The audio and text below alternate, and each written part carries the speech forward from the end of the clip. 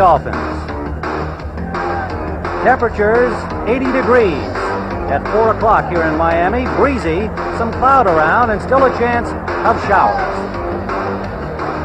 Good afternoon, everybody. Tim Ryan and Terry Bradshaw here in Miami, and the Atlanta Falcons, Terry, coming in at 5-6-1. And last week, with Turk Schonert at the controls for the injured David Archer, shut out by San Francisco, and they gave up 8 sacks along the way. Coach Dan Henning says, can't let that happen here in Miami if they're still thinking playoff. That's true, and one of the things that has to happen today for the Falcons is they have to do the thing they do best, and that's rush the football. They're the number 2 rushing football team in the National Football League, and today they're going against the number 26 ranked team against the rush, and that's the Dolphins. So it's a perfect matchup, and the kind of offense they need to generate is on the ground. Look for them to do it. Well, the Dolphins on Monday night against the Jets got their rushing game going for the first time this season to go along with the passing of Dan Marino. Well, Lorenzo Hampton with 148 yards rushing. They've only been averaging 94 yards rushing this year. Balance is something they've looked for here in Miami, but in the past, the balance has been Duper on the right, Clayton on the left, Marino throwing both sides. Today, look for them to come out and do the thing they do best to win this game, and that's throw the football. Remember, folks, the loser is going home early. All right, Terry, the Dolphins will have first opportunity. Ali Haji Sheikh, the former New York Giant, will be kicking off for Atlanta. He's replacing the injured Mick Luckhurst, not with a back injury. Ron Davenport and Craig Ellis are the deep men for the Dolphins to our left. And it's dropped by Davenport at the 10-yard line. Recovers and gets over the 15 to about the 17. Dan Marino will start the Miami offense with instructions from Don Shula. He'll be signed to a 3-year contract, and he'll face a Falcons defense put together by Marion Campbell, Mike Gann, the rookie Tony Casillas, and Rick Bryan. And the linebackers, Wilkes, Buddy Curry, John Rady, and Joel Williams. And in the secondary, James Britt will replace Crudup on the left corner, who's out with a calf pull. The rookie Robert Moore with Brett Clark and Scott Case. David Crudup not even dressed today, and on the opening play, Scott Case, the starting cornerback we just mentioned, number 25, evidently shaken up. Getting some attention here, even as we have just begun the game at the Orange Bowl. The cloud still kind of hanging around the Orange Bowl Stadium. This will be our final appearance in the Orange Bowl for this season, as the Dolphins next year will have a new stadium up the road, and will open that facility against the Chicago Bears in preseason August 16th. There's the incredible career record of Don Shula, firing up his troops as he has just signed, as we mentioned, a new 3-year contract to coach the Dolphins. And it's been a struggle this year. At 6-6, the Dolphins on the verge of being out of the playoff picture. Dan Henning likewise struggling at 5-6-1 after a fine start against the weaker teams. Ran into quite a heavy schedule load, and now they are struggling to stay alive, but they're in a packed West Division of the NFC. We'll tell you more about that. First down, Miami. Marino intended for Mark Duper, overthrows him. And for the Miami Dolphins today, the running mate of Duper, Mark Clayton, out with a shoulder injury, and his place taken by the veteran Nat Moore. Hampton, Woody Bennett, the running backs, and Bruce Hardy, the tight end. Offensive line, John Giesler, Roy Foster, the all-pro Dwight Stevenson, Larry Lee, and Greg Cook, the former Green Bay Packer, at right tackle. And that line has had to undergo a number of shuffles since the beginning of the season due to injury. Just now, Coach Shula feels starting to get it together. 2nd and 10. Hampton.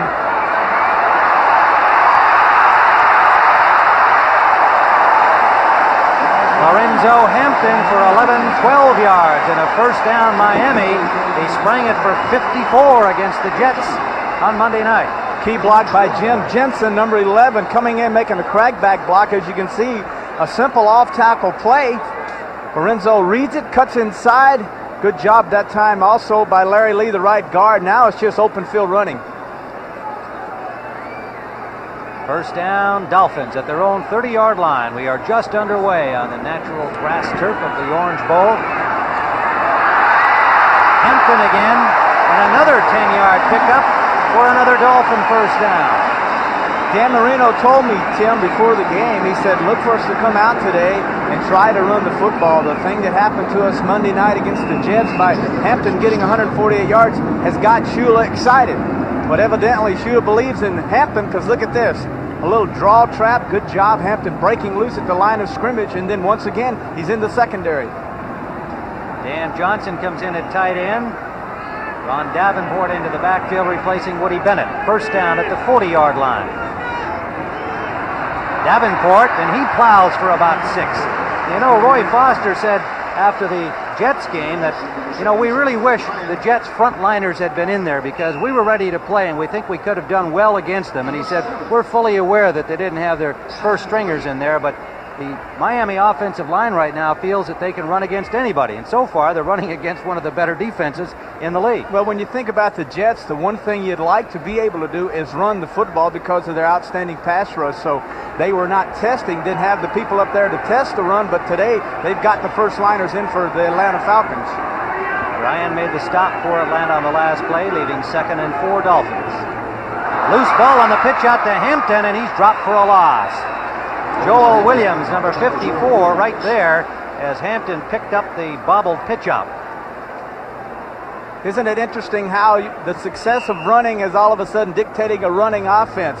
As I said earlier, though, the thing that this team has done well the last 4 years with Marino at quarterback is throw the football.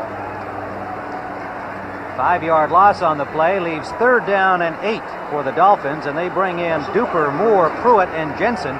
4 wide receivers with Tony Nathan. Every one of those guys can catch the ball. Lots of time for Marino, and picked off. Woodbury. Atlanta with an early turnover.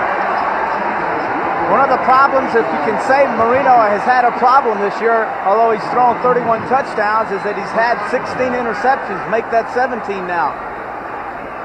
Dennis Woodbury, an ex-USFLer, his first year with the Falcons out of Southern Arkansas, coming in on the nickel and dime defenses and makes a good interception against Dan Marino. Atlanta with the ball inside the 50-yard line, Dolphin territory.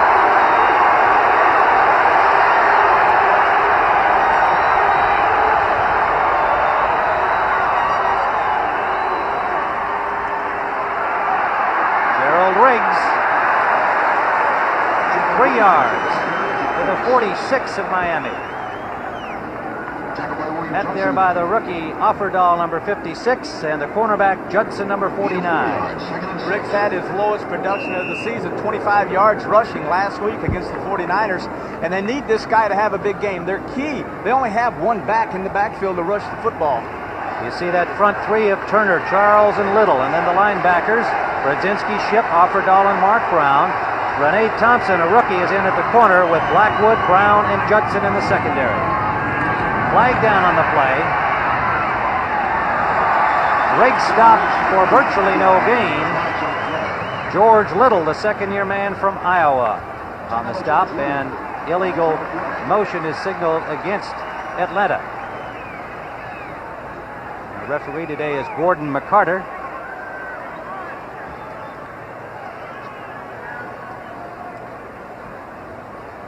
And the Dolphins thinking this one over. Illegal motion, offensive left guard, 5-yard penalty, receive 2nd down. John Scully, number 61, charged with the illegal procedure, and it will leave 2nd and 11 back at the midfield stripe for Atlanta. Cox and Riggs leave. Wide receivers come in. Sylvester Stamps as the 3rd down running back receiver, and Keith Williams, the rookie from Southwest Missouri, just activated from injured reserve, number 35. Stamps. About 6 yards for Sylvester Stamps, tripped up by the nose man, number 71, Mike Charles, and the safety, Bud Brown. Stamps, it's one of those guys that says the problem we've had is not the confidence I have, but the confidence they have in me. Turk Schonert, the Atlanta quarterback, Gerald Riggs, with Charlie Brown and Floyd Dixon, the wide receivers, Cox and Wisenhunt, the tight ends. Ken, Scully, Radloff, Jamie Dukes at right guard, and Bill Fralick at right tackle. Now that's because of the injury to Brett Miller, his second of the season. He is gone for the year, so Freilich has moved to tackle. Deep intended for Dixon. He has it. Make it Charlie Brown. Charlie Brown, and he collided with a sideline cameraman, and he is slow to get up. Charlie Brown caught the ball right at the sideline. His momentum carried him into the photography corps down there. Turk Schoner told me last night, if they come up and press us, I'm going deep right off the bat. Quick takeoffs to Charlie Brown. Charlie Brown is deep. He beats William Judson. Boy, just a perfectly thrown football. And there's the collision with the photographer, and both of them a little slow to get up, but Brown has returned to the field and the lineup. Charlie Brown, the former Redskin, makes the big score, 37 yards on the play, and first and goal Falcons.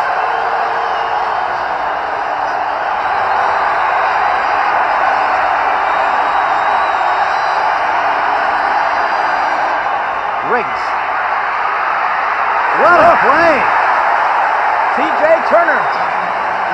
T.J. Turner, the number 2 pick from the University of Houston, just bulldog Riggs down, who I'm sure Riggs thought he was going to make that turn on the corner unimpeded, Terry. It looked like he had a touchdown all the way from here, but Turner got inside, knocked Cox, the tight end, off, got one hand out, and then made the stop all by himself. It'll leave second and goal from the 9-yard line. An aroused Orange Bowl crowd exhorting the defense.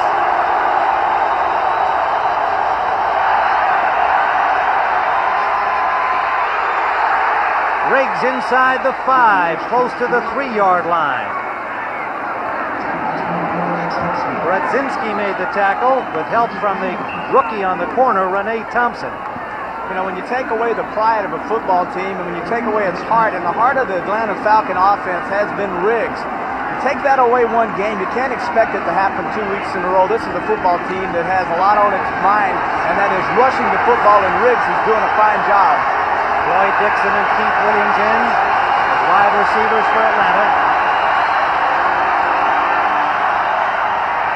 Stamps to the 1-yard line. It'll be fourth and goal at the 1-yard line, tripped up by Brian Sauché, number 70. A free agent picked up from the Oilers earlier in the season with all of the injuries to the Miami defensive front. Dan Henning. Bob Harrison signaling in the play. Atlanta will go.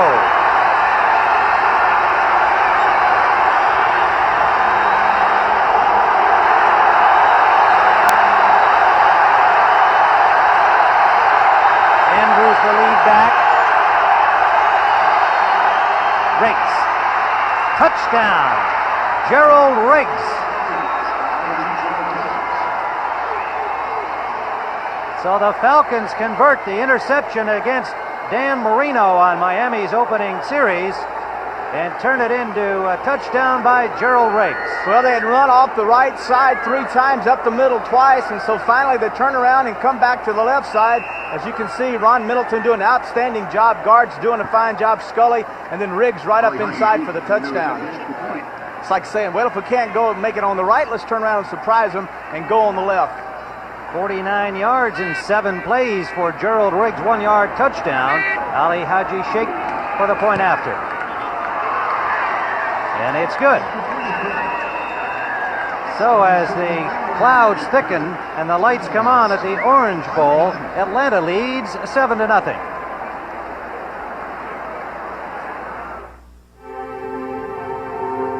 In today's world, a luxury car owes you more than just luxury. Today's Chrysler New Yorker gives you advanced front-wheel drive confidence, performance engineering, and is the only American luxury car with the impressive thrust of turbo power and the Chrysler Protection Plan.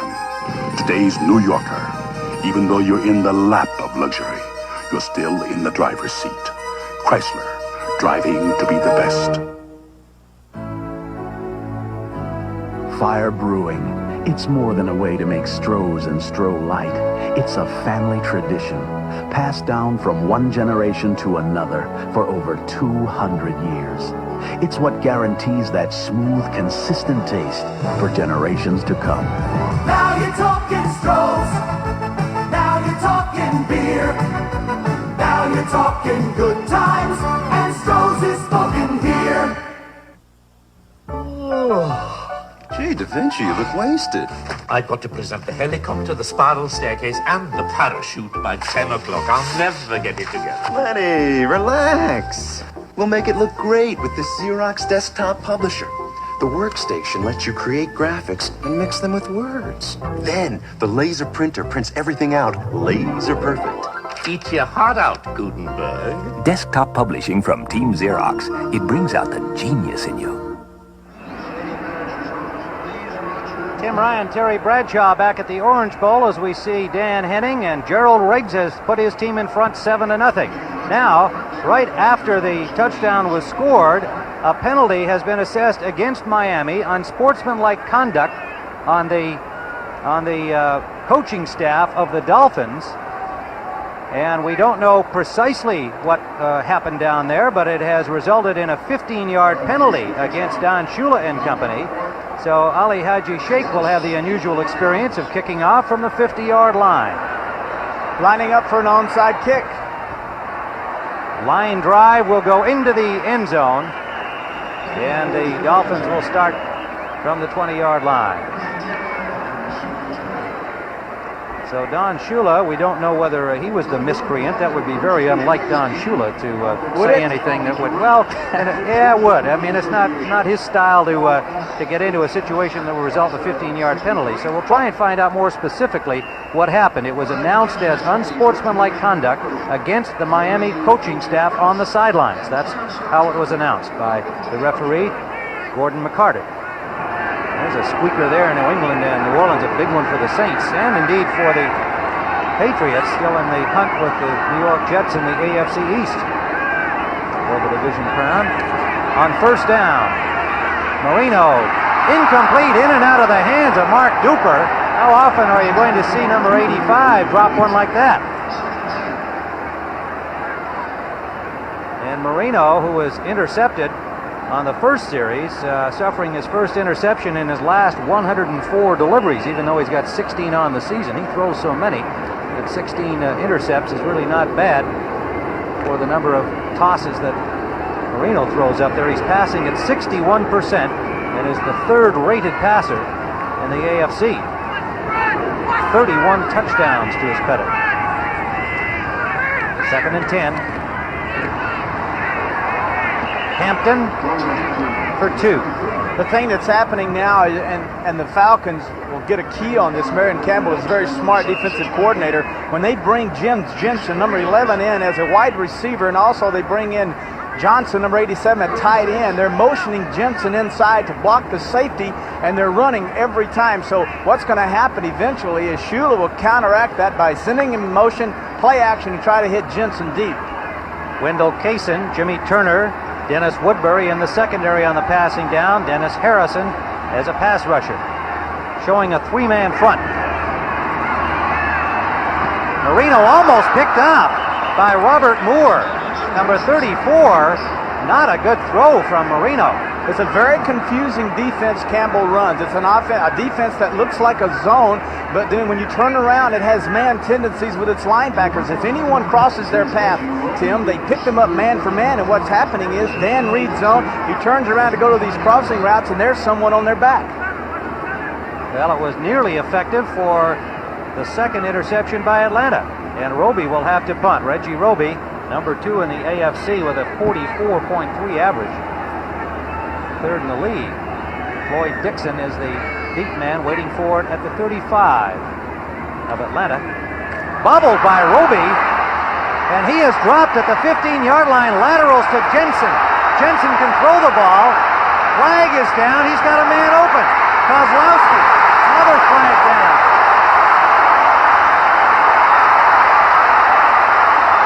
Loose ball into the end zone. My, oh my. Oh, Atlanta has the ball in the end zone. There are flags that are stringing out all the way back to where Jensen is still waiting inside the Miami 10. Heads up play by Jim Jensen. 2 passes on the same down. 5-yard penalty, loss of down. Joe Pellegrini finally came up with the ball in the end zone. However, they've ruled 2 forward passes, so that little lateral by Roby was forward and was not a lateral pass. Let's see. He bobbles it.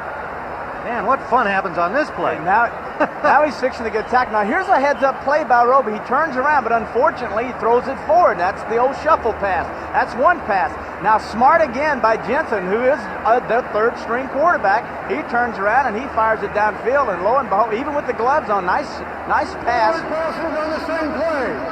The punter's pass was legal. The second pass, which went forward, was illegal. The penalty is 5 yards from the previous spot, loss of down. How about Kozlowski? Kozlowski looked like a running back. He's the nickel back, dime defense player defensively, and he got it off to Mike Smith when he was hit.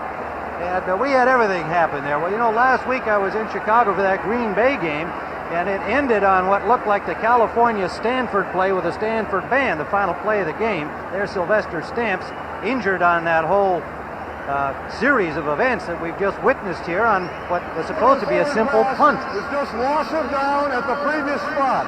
Atlanta's football here, 1st and 10. So Atlanta will get the ball, and they will get it inside the 25-yard line of the Miami Dolphins. Now you can understand why a lot of coaches kick or punt on third down situations just in case there's a penalty like this. Loss of down, they would have 4th down, they would come back to this point, and then Miami would have the opportunity to punt the football. But unfortunately for Miami, it was on 4th down. There you are, loss of down, Atlanta's football. Well, Don Shula certainly not pleased with that. The pass from center appeared to be perfect. Roby just bobbled the football, and showing some presence of mind, at least tried to make something happen with it when he realized he couldn't kick it. But unfortunately, it turned into 2 forward passes, and still some discussion here probably about the spot of the ball.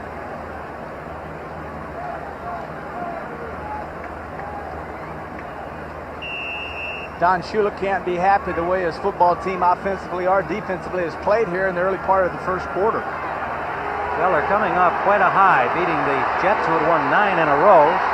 Doug Betters has come in defensively on the right end. First down, Falcons. Rakes for about 6, maybe 7, inside the 20 to the 17-yard line. T.J. Turner, the rookie, and John Offerdahl, the fine-looking young linebacker, number 1 choice from Western Michigan, leading the team in tackles with 99. It is 2nd down and a long 4, Falcons. Now remember, in the NFC West, there is the logjam division. The Rams, when last we saw, were leading the Jets today. If they win, they move to 9 and 4. We'll pick up the rest of that division for you in a moment. Rake steps inside one tackler, but Offerdahl wraps him up and then gets help from Glenn Blackwood, holding him short of the first down. It'll leave 3rd and about 2. Offerdahl doing an excellent job of shedding the blocker, getting into the backfield and making the stop. He leads the team in tackles. As you said earlier, Tim, the thing you have to be impressed with him is coming in and picking this offense up. And after one scrimmage against the Falcons in Atlanta, they came back to Miami. He was already announced number 1 linebacker for the Miami Dolphins. 3rd down with 3 yards to go. Riggs, check it, it's William Andrews, and he is stopped short.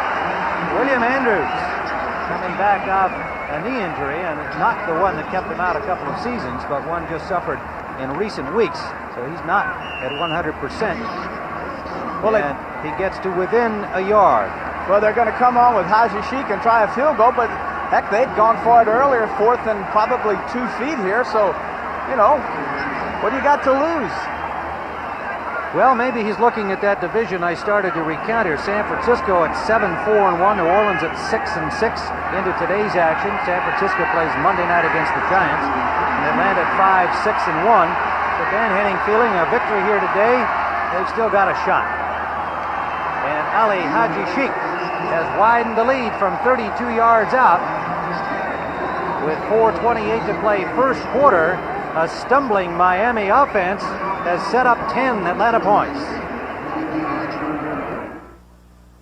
Plymouth Voyager shows you why the pride is back. This is the place, the promised land. This is the place where you'll make your stand. Spacious Plymouth Voyager, still way ahead of the competition. Versatile Plymouth Voyager, the only one with front-wheel drive, car-like handling, and a 5-year or 50,000-mile protection plan. Of course the pride is back. The pride is back, born in America again.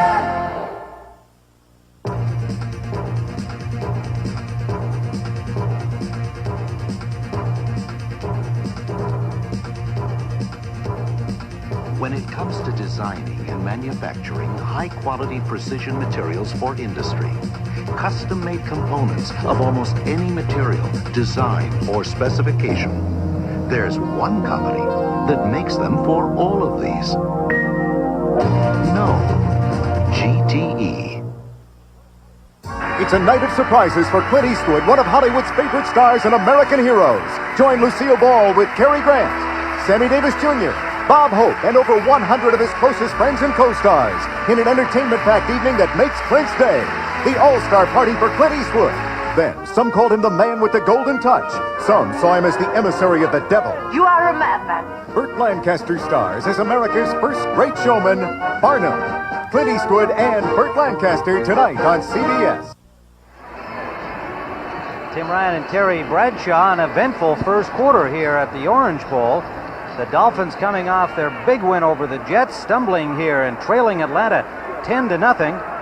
An interception by rookie Woodbury on Dan Marino on the first offensive series, leading to a touchdown. Turk Schonert's only pass so far, a 37-yarder to Charlie Brown, setting up Riggs' 1-yard dive. And then the strange series of events on fourth down, leading to a field goal. This is Ellis.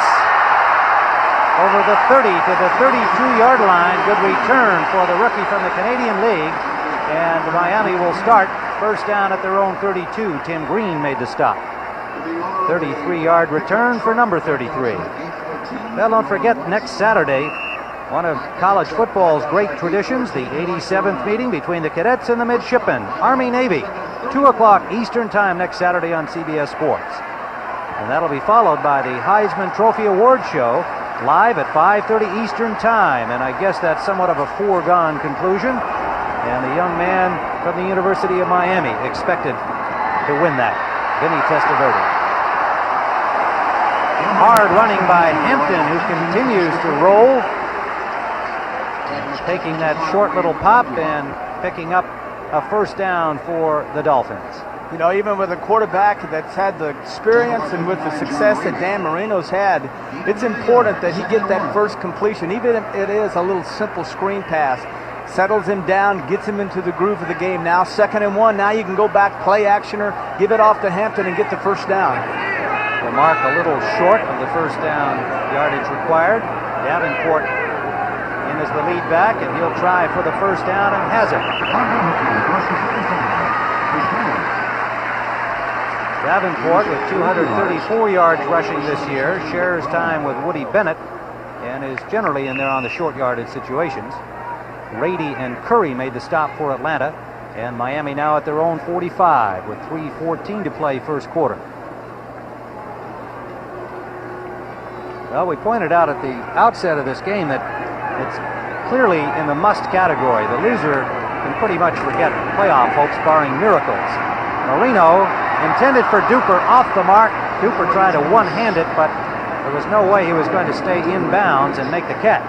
James Britt had the coverage for Atlanta. You can see it on his face. He's frustrated with himself. It's 2 passes now to the right that he's overthrown. Now, I went down on the field and talked to these guys and checked out the weather and the wind. And the wind coming in is a quartering wind, which will make the ball move out to the right. So if there's any excuse he could say is that the ball is throwing, the wind's forcing it further to the right than Dan's anticipating. He's 1 for 6. But it's not like he doesn't know the Orange Bowl better than you do, Bradshaw. I want to talk about your appearances here. They are memorable. Hampton gets about a yard out the left side. This is the first game you've broadcast from here. Is that right, Terry? That's the first one. And I know that you remember well the first time you played in here, and it wasn't in a Super Bowl, and it wasn't against the Dolphins while you were playing for the Steelers. No, I had received a letter to play in the North-South All-Star game, And it was played here at the time at the Orange Bowl, and it was the first time for me to play in a large stadium in front of a large crowd, and the first time to ever play against major college competition, because I went to a small school. Louisiana Tech. Well, that's where the legend began that afternoon here in the Orange Bowl. The School of Mines. 3rd and 9. Marino, he's got Pruitt, and Pruitt bobbles but holds on.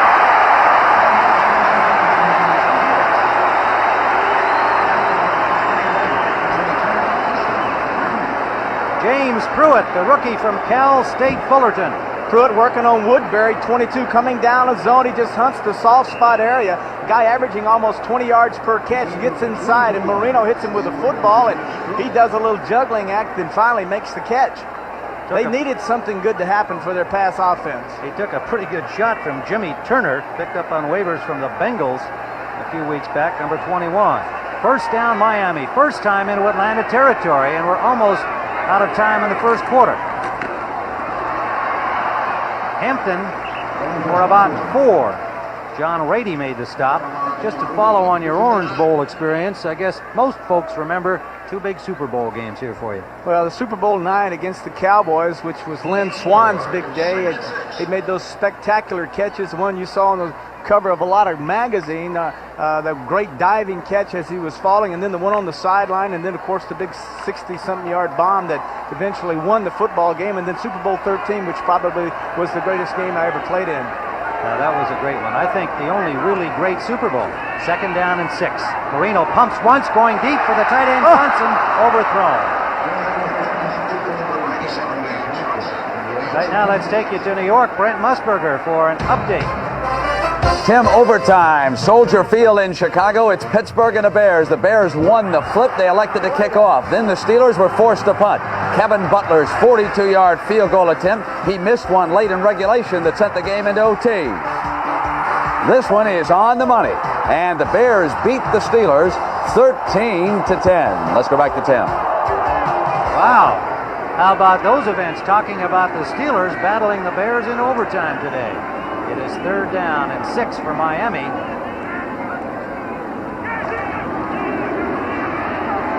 For Jensen, interception. Woodbury again. His 2nd of the afternoon. On a deflection, Dennis Woodbury. Jensen, the reserve quarterback, who also is a reserve receiver, had the ball on his fingertips, couldn't haul it in. You're going to see Marino coming out. He picks his keys up quickly, looking to the left to see where the safety, then turns and fires. Now, the thing you have to understand is the passes that he throws are timing passes. He did not see Woodbury. So Atlanta comes up with another one and blunts the Miami drive.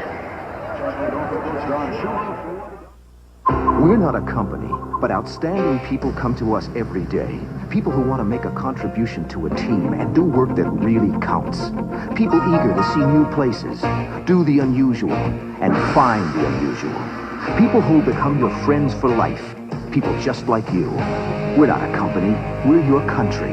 We're the Navy, the Air Force, the Marines, the Army. We're the Armed Forces. It's a great place to start.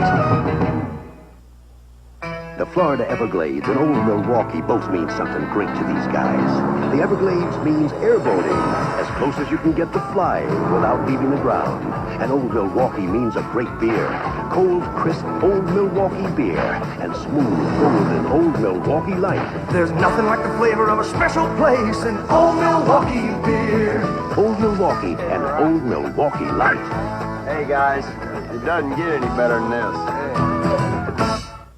When you're behind the wheel in LeBaron GTS, it's nice to know GTS excelled in handling in a U.S. Auto Club test, did 0 to 50 in 5.63 seconds, triumphed in braking, and gave BMW and Mercedes something they never expected, a driving lesson. GTS comes sensibly priced with Chrysler's protection plan. You don't drive LeBaron GTS the way USAC did, but it's nice to know you could. Chrysler, driving to be the best. Every player dreams of it. Only one will come to own it. The most coveted honor in college football, the Heisman Trophy Award, live next Saturday on CBS Sports.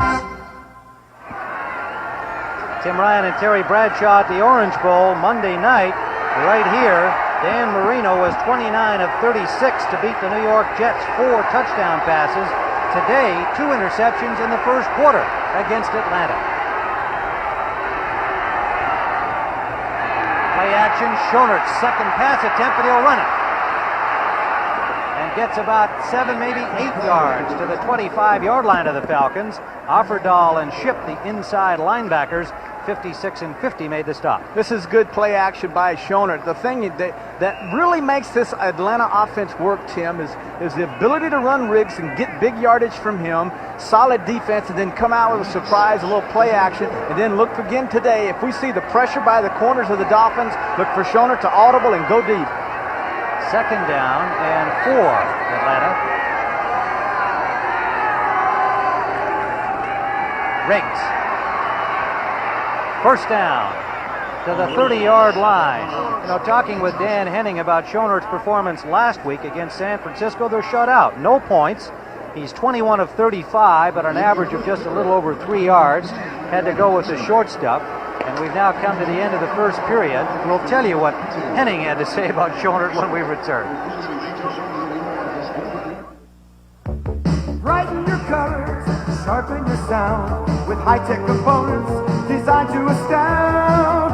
Fine-tune your life with Emerson. Amazing new features, the ultimate prize. Step into the future, we'll open your eyes. Fine-tune your life. Fine-tune your life. Emerson feels so right. Emerson. Fine-tune your life with Emerson. Have you looked at Allstate homeowners insurance rates lately? Nope. They may be lower than you think. They are low. Leave it to the good hands, people. Leave it to the good hands, people. Bring your policy into Allstate and compare. See how low our rates really are. Leave it to the good hands, people. They're low. You're in good hands with Allstate. A member of the Sears Financial Network. Why don't you use a food processor? They're too big, too complicated, and too hard to clean. Not the Oscar from Sunbeam. Cute. It's easy to use. Quick. Powerful. It's even easy to clean. Oscar from Sunbeam. Make someone's holiday special. Afraid to try a Michelob Classic Dark because it might just be a little too full-bodied and rich? That's what you look for in a date, isn't it? Come on, try Michelob Classic Dark. Don't be afraid of the dark.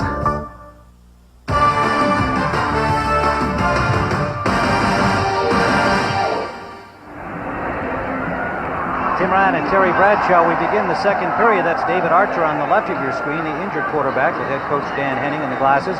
And returning to our talk about Henning, talking about Schoenert, he said, you know, he can throw the ball, and he threw the ball well last week, but we let them through there for 7 sacks on Old Turk, and he didn't get time to get the ball downfield. So far, Schoenert's just 1 for 1, Terry, but what a strike, 37 yards to Charlie Brown. And the thing that Turk's not going to get out of the pocket. He'll stay in that pocket, whereas Archer was a guy that made a lot of big plays getting outside and scrambling. Falcons first down at their own 30-yard line. High formation. Riggs this time met by Brodzinski, the linebacker. No block on him, and Brodzinski stops him for a loss of about a yard. Well, we've got finals in from the earlier games and the Redskins' problems with the Cardinals, but nonetheless, moving on to 11-2. And the Bears, as we mentioned, and you heard from Brent Musburger, winning in overtime against the Steelers. Heartbreak for the Steelers. Houston and Cleveland, overtime tie, and Kansas City over Buffalo. Look at what Minnesota did to Tampa Bay. San Diego beaten up on Indianapolis, still winless. 2nd and 9, Falcons. Riggs for 2, and T.J. Turner, the rookie, sliced him from underneath, number 95. And this Dolphins defense, well, it gave up some mileage in the early going against Falcons, starting to tighten up against the run. Nose tackle Mike Charles stunted to the right side that time, forcing Radloff to take him, and then allowing that time T.J. Turner to come inside with Offerdahl. Both of them got inside and took away the cutback running of Riggs. On the passing down, Brian Sochet and Doug Betters joined the Miami front. Pressing. Deep drop by Schonert and incomplete.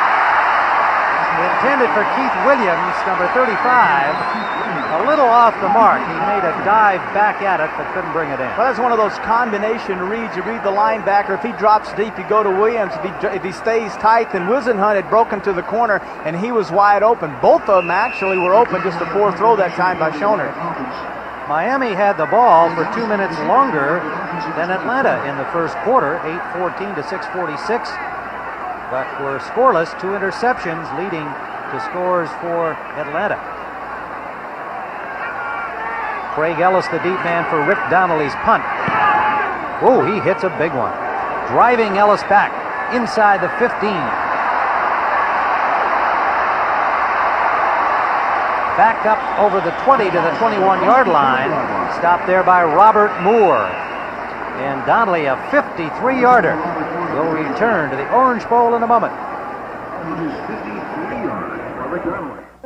This is my daughter, Kathleen. She's been gone for 20 years. My pop, what a surprise. And now she's moving home. It's going nicely, don't you think? The Kavanaughs premieres Monday on CBS. Don't worry about it. We're having a party. Let's go ride. Come on. Let's get in. Let's go. Hey, what are you doing? Get out of the way. Unfortunately, too many teenage parties begin mixing drinking and driving. And this is where those parties end. I'm Gerald Riggs of the Atlanta Falcons, and I know that the leading cause of death among teenagers is driving while under the influence of alcohol. Someone's son, someone's daughter, lost forever in the prime of life. That's why he talks to young people, telling them about the problems of drinking and driving. He knows that if he could get to young people early enough, he could save lives. That's one more reason why the program is important to me. This is my wife, Duran, and son, Gerald. I want us to help all our children avoid the dangers of drinking and driving. Thanks to you, it works. For all of us, the United Way. This message furnished by the National Football League. CBS Sports coverage of the National Football League is sponsored by Chrysler Plymouth. We're working together to be the best. Old Milwaukee and Old Milwaukee Light, it doesn't get any better than this. And by Team Xerox, people and products that help bring out the genius in you.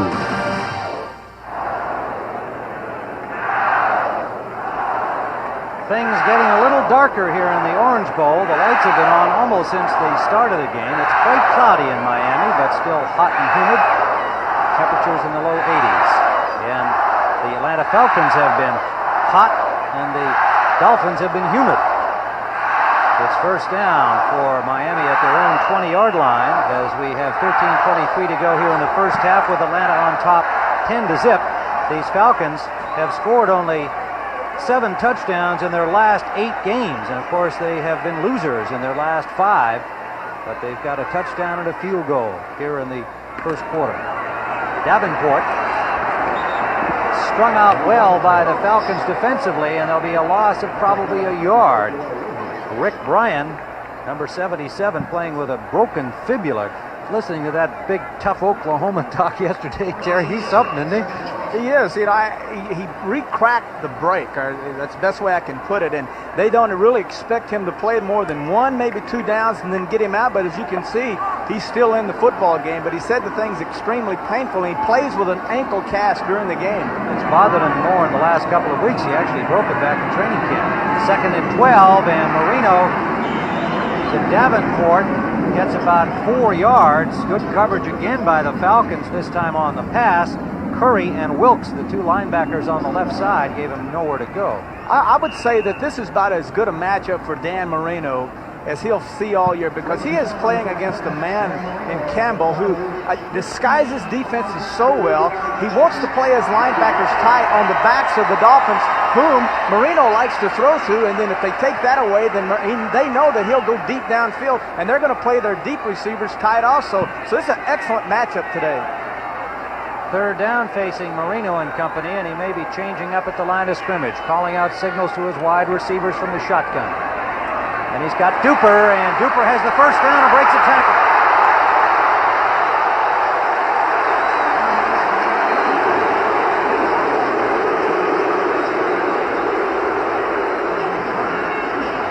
Jimmy Turner finally got him. Mark Duper a first down at the 45-yard line. Simple little key once again. Marino coming back, checking blitz. As you can see, the games were on. Duper coming in. Inside, he's wide open as he beats James Britt, 26. Britt also misses the tackle and allows Duper to turn on that great speed. If you're wondering about Mark Clayton and missed the beginning of the telecast, he is out with a separated shoulder suffered Monday night. 1st and 10. Marino with time and hit the linebacker. Another interception. Scott Case. Now make it Brett Clark, number 28. Jerry, I think that ball went off the back of the linebacker, John Rady. You're exactly right. It hit Rady right between the 5 and 9, and the ball bounced right over the receiver's head, right into the hands of Brett Clark. You're going to see it again. Now, one of the things a great passer goes through is frustration, and he says to himself, I'm going to make something happen. Dan Marino firing a football down there, well covered is Duper. The ball hits Rady right square in the 5 and 9, and right into the hands of Clark. Well, each time they've started to get something going, something like this has happened to them. Right in the back of Brady's head. Brett Clark had a series of 4 games in a row where he had 4 turnovers, one in each of those 4 games, and he comes up with one here. Very important now that the Falcons are able to take this football and drive it down the football with 10 minutes left in this first half and score a touchdown. Very important they get a touchdown, not a field goal. They need to put more pressure on Marino and his offense, which in this first half have absolutely struggled. Gerald Riggs picks up 4, stopped by Turner and Charles. It'll leave 2nd and 6. Atlanta now in Miami territory at the 49. 3 interceptions of Dan Marino.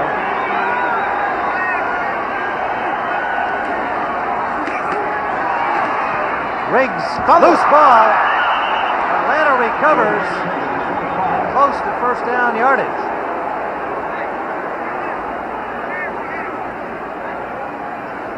John Scully came up with the loose ball after it popped away from Riggs. As you're going to see Riggs off right tackle. Notice he's reading, sees the hole now. He accelerates, and there's Ofrendahl to meet him in the hole. Now the ball pops out. Fortunate for them, John Scully, left guard, recovers. 3rd and a long one.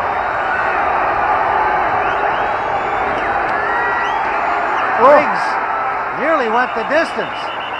He was down, back up at the first down marker. That he has in hand, but had he been able to retain his balance, he might have gone all the way to the end zone. Good job by right guard Jamie Dukes, starting for the first time. Freilich moving from guard to tackle. And now you're going to see Riggs as he hurdles over the offensive line. Now, he evidently touches a Miami Dolphin with his feet. Let's watch him. Goes over, and there's the hit just with an arm, just enough. Now, Riggs thinks, well, no one tackled me. I can get up and run, but no way. So it's first down at the 41-yard line of Miami. Charlie Brown goes out to the left. William Andrews in with Riggs in the backfield. Middleton, the second tight end. And Riggs is stopped cold this time by the middle of the Dolphin defense. Gain of 2.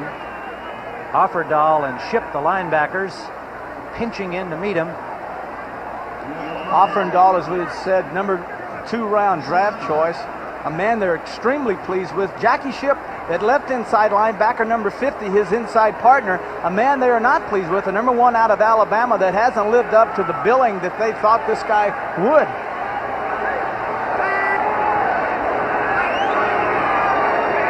Second and 9 as the rain starts to fall on Miami. Riggs nowhere to go out the left side. Good job out there by David Fry, the former Falcon. Fry came in early in the game when Mark Brown's groin injury started to act up, and Fry has seen most of the action since that time. And we want to remind you as the rain falls here that next week the Giants and Washington, and you can see the Redskins, having won their game today, are now 11-2. The Giants play Monday night against San Francisco. Most of you will see that crucial matchup in the NFC East. Some of you will see Tampa Bay against the Chicago Bears, and the Bears struggling with Jim McMahon gone for the season, squeaking by Pittsburgh in overtime today. Andrews, William Andrews, plowing well out the left side, gets about 7 yards. Andrews tore not some cartilage, but some scar tissue in his knee, the knee that he had severely injured. And I talked to him in the hotel. I said, how does it feel? He said, it's the best thing that ever happened to him. I said, well, did it hurt when it happened? He said, well, at first I went, oh, and then as he said, as it eased off, I went, ah. And he said, ever since then, it's felt great. More flexibility, more movement. Well, there's some flexibility in the umbrellas here in the Orange Bowl at the moment, because those who were wise enough to bring them on this cloudy day with rain this morning around the area are now somewhat protected, but this is your basic tropical downpour. Rick Donnelly will stand in the now softening turf at the 50-yard line, but they're going to run it. Didn't make it. They did not make it on 4th down. The fake punt, but the Dolphins alert. And I believe the ball carrier was Brett Clark, number 28. A blocker on the punt unit. This is a surprise, but one of the things that Don Shula team is they're well coached. As you can see Ship come inside. They work on every opportunity and every surprise on a football field. It seemed as though they knew exactly what the Atlanta Falcons were going to do. They were there and they stopped them.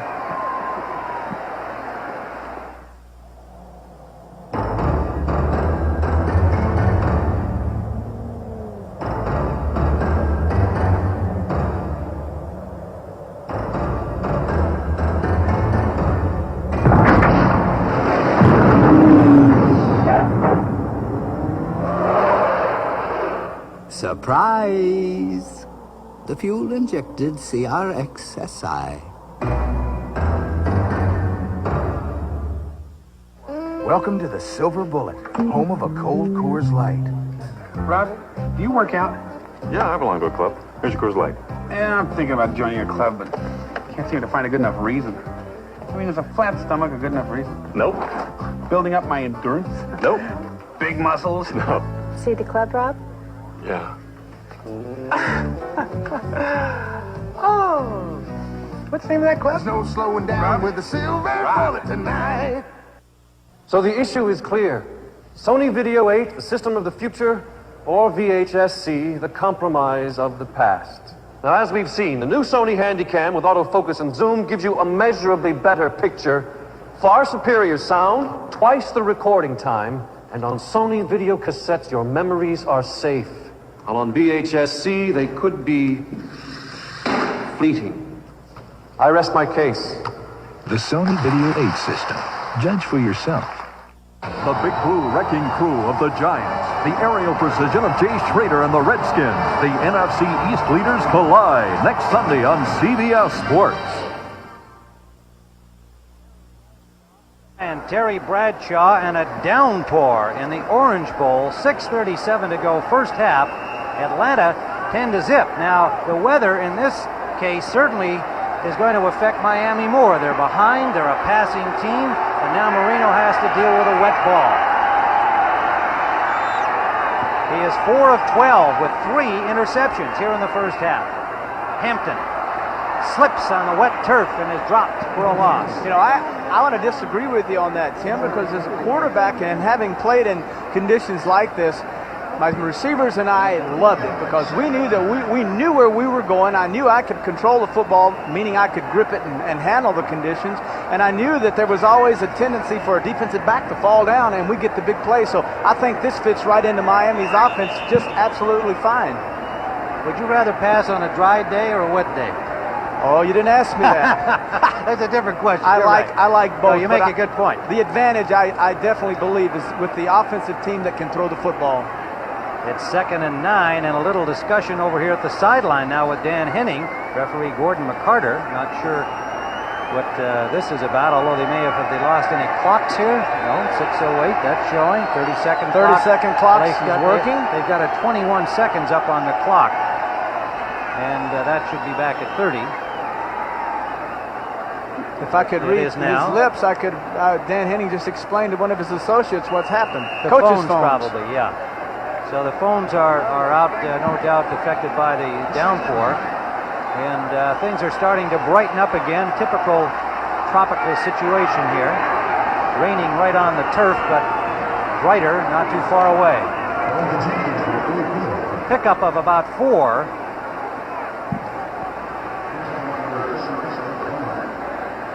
Rick Bryan on the stop of Hampton. And it'll leave 3rd down and 5, Miami. Now, an interesting point you make, Terry, about the receivers having the advantage of knowing where they're going and the defenders not so, and may turn up with a slip. Right, you eliminate man coverage automatically because they can't afford a mistake at the line of scrimmage. 3rd down and 5. Let's see what he can do with it passing down here. Gets lots of time and has his man. Pruitt. Oh! What a tackle short of the first down. He had it. He had the first down, went backwards, Pruitt did, and gave back a 3rd down situations to the Falcons. Scott Case, number 25, tripped him up. Looked like he was running right along the needed yardage line. He was 2 yards beyond the first down marker, meaning he had the first down. Fine pass coming inside, a little soft zone. Now here's where he makes his mistake by trying to make something happen. All he should have done is got his first down, know where he is, and then get down. He didn't do that. Instead of 1st down, 4th down. Well, that's the rookie mistake that Don Shula will be reminding him about. Cal State Fullerton, their number 3 pick and a fine prospect, Pruitt. Remember, Clayton out, so Pruitt and Jensen expected to see more action. Roby, big punt from Reggie Roby. Backs up Floyd Dixon near the goal line. Mistake at the 6-yard line. Mistake by Dixon. Anytime they do it. We offer you a meaningful and fulfilling future. One that goes far beyond the ordinary. One that brings with it the respect and admiration of Americans everywhere. We're not a company. We're your country. We're the Air Force. The Marines. The Army. The Navy. We're the Armed Forces. It's a great place to start. When nighttime comes and the world is still, you can hear the smallest sounds. And nothing can break the spell like an engine that knocks. But Phillips 66 Super Clean Premium Unleaded is made for the way you drive to help control knocks and pings and sounds that go clank in the night. So use Phillips 66 Super Clean Premium Unleaded because knocks and pings can ruin more than your engine. Super Clean Premium Unleaded. Clean up and keep clean gasoline from Phillips 66. This is Steve and Joan Schorsch of Chicago and their Honda. And these are their children and their Hondas.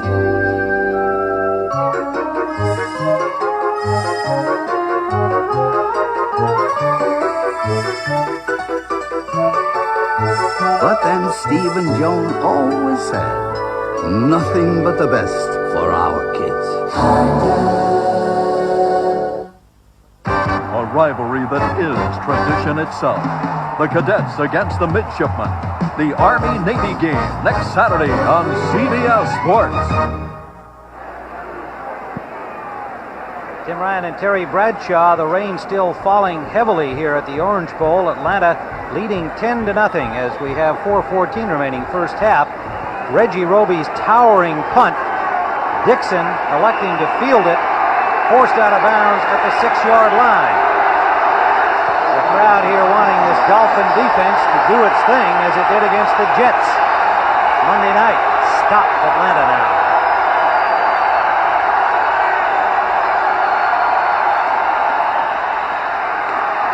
Riggs met at the line of scrimmage by Turner. Turner, 6'4", 265-pounder from Houston. Their number 2 pick, and Don Shula has said that his progress is excellent so far this season on this struggling Dolphin defense, having to go with a rookie like Turner, but getting better each game. Well, that's the thing, is that he's getting better with each game. He's put Doug Betters on the bench. He backs him up now, and they've got Charles at nose tackle, a young man, and George Little, so they've got a good, solid foundation for the future. 2nd down and 7.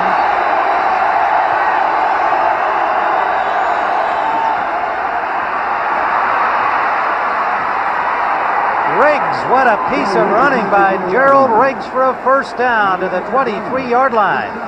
Bud Brown made the stop there, and good thing he did for Dolphin fans. 14 yards. Riggs' style of running is low. His ability primarily is a cutback runner. Go to the right, then cut back to the left. As you can see, he does it there. Good job by his offensive line of crashing down the nose tackle and the inside linebacker. Then Riggs, once again, Tim, is in the secondary.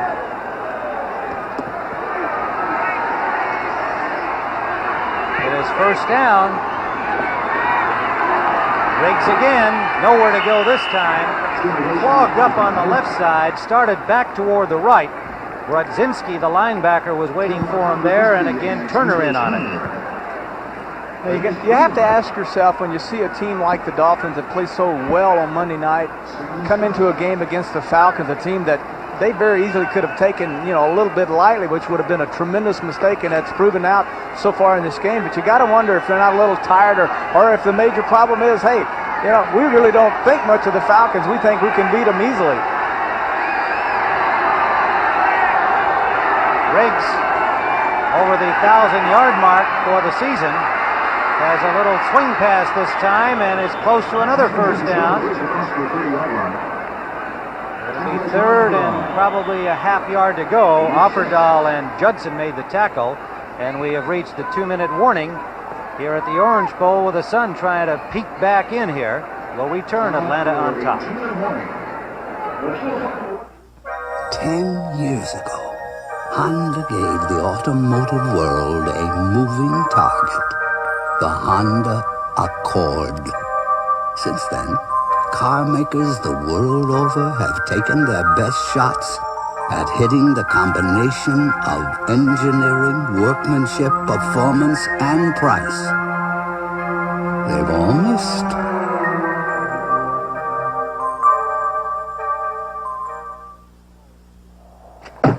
I always thought that time was a measure of quality. Now they've got technology that can cut the time of aging beer to that. Bam! Instant beer. Not Coors. Coors ages their beer longer than any other major brewer. Almost twice as long. Age any beer longer, it gets smoother. More easy drinking. More like Coors. Nope. Coors won't take shortcuts with time. Coors is the one. The dreams of today belong to the champions of tomorrow. CBS Sports tips off its college basketball season in 2 weeks when Arizona takes on Georgetown. CBS Sports, the home of the NCAA championship. In the NFC East, the contenders have emerged. The New York Giants boasting a little running back and a big play defense. The Washington Redskins armed and daring behind quarterback Jay Schrader. Next Sunday, they collide on CBS Sports.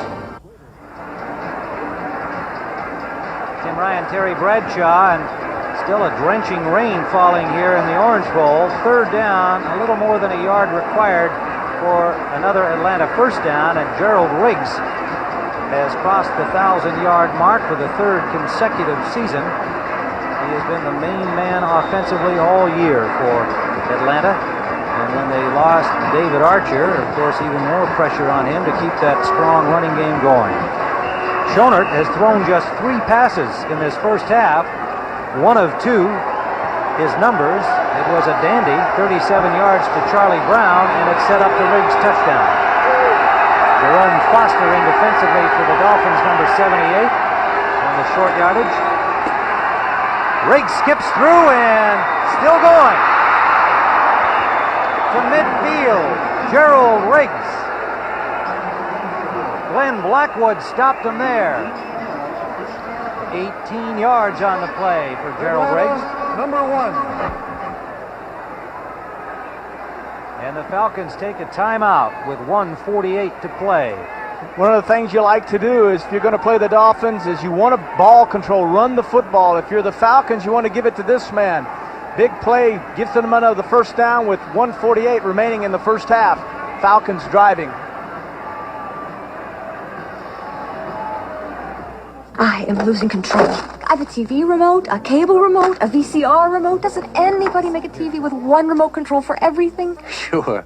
Magnavox. This one comes with the universal remote. It controls the Magnavox TV and just about every brand of wireless, VCR, and cable. A Magnavox controls Sony. And Zenith, and RCA, and Panasonic, and... I'll take the Magnavox, and you can take these. The universal remote. It's 3 controls in one. Nobody puts it together like Magnavox.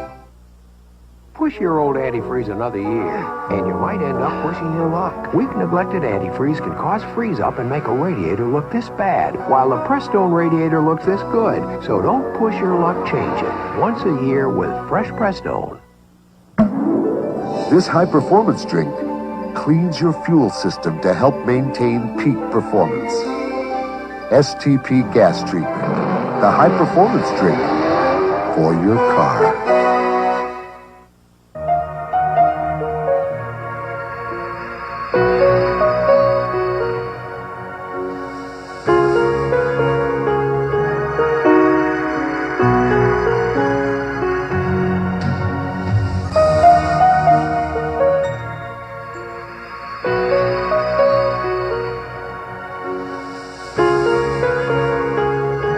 More profound than words. Diamonds. Tim Ryan and Terry Bradshaw back at the Orange Bowl, and the rain starting to lighten up somewhat here. The Falcons have a first down at midfield, and they lead 10-0. Here's how it all came about. Excuse me, Terry. 3 interceptions against Dan Marino in the first half. His numbers undistinguished at 5 of 13, and Riggs, rushing for 77 yards, has carried the ball 18 times already in this first half.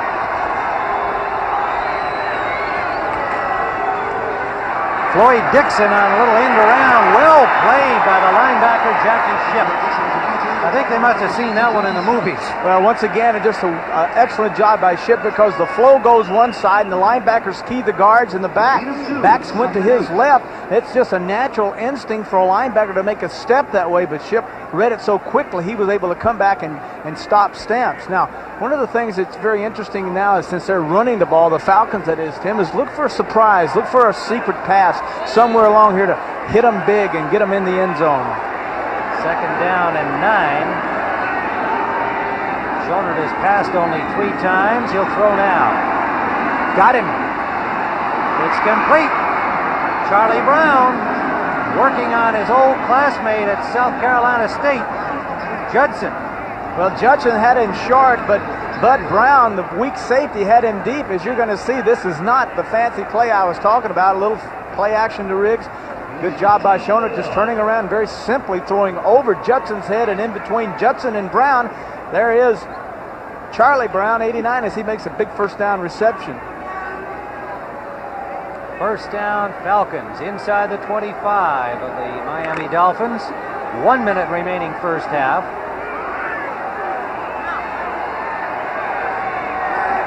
William Andrews, the lone setback. 3 receivers spread across the field. Schonert goes short. William Andrews met immediately, but got about 6 on the play. And the hit by Brodzinski with help from number 2, Thompson.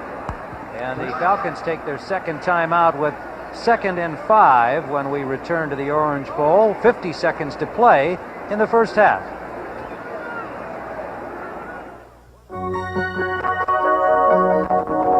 What a bright future I have. I like Sylvania bulbs. Long-lasting bulbs for your home. All kinds of energy-saving lights. And look, Sylvania put me in spotlights, garden lights, and thousands of other bulbs. Try some. I'll do a brilliant job for you. Honey, who turned on all the lights? Ask for Sylvania, where the best comes to light. College football activity next Saturday here on CBS Sports. One of the great traditions, the 87th meeting between the cadets and the midshipmen, Army-Navy, at 2 o'clock Eastern Time. And then following that will be the Heisman Trophy Award Show, 5:30 Eastern Time. And as everybody would seem to know for sure, it'll be Vinny Testaverde, barring one of the great upsets of all time. In the paper here this morning, they got 2 full pages on Testaverde, how he works out, what he eats, what he wears to class, what he's going to do with his money, who his agents are going to be. Unbelievable. Second down and a long 4.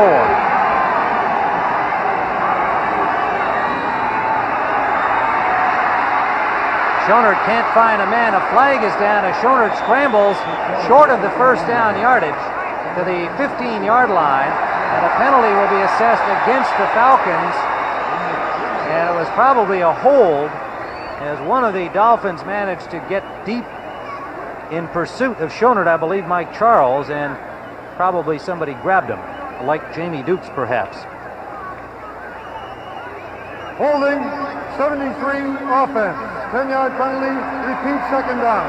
That is the rookie from Florida State, Jamie Dukes, who is starting at guard today with the injury to Brett Miller moving Freilich over to tackle. Dan Henning likes the future of Jamie Dukes, a free agent, signed out of college and a little green and working his way slowly into pro ball, but they think he's going to be a good one. into shape. You forgot to add "and into shape." Well, I didn't want to embarrass him. The camera was doing that for us. You're cruel. Second and 15. Schonert 4 of 5, 73 yards passing. And again, it's Dixon, and they faked that this time. Up the middle, and it's incomplete. Intended for the tight end, Arthur Cox, the guy they call a beer truck, and meanwhile, there was somebody wide open down in the end zone. Well, that somebody's Charlie Brown. You know, you can come out and run the reverse, and you ran it. They ran it earlier to Stamps, then you come out again, and you run it again. It's a little bit too soon to run it again because everyone says, look, we just saw that. It fooled us the first time. You only got 2 yards. So why come out and do it again? We know you're going to pass, and that time they had everyone well covered, but Charlie Brown had gotten into the corner of the end zone. Probably no one within 15 yards of him.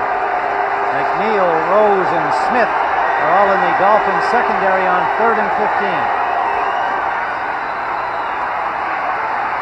William Andrews. Short of the first down, but a nice piece of running by Andrews. It'll be about a yard to go.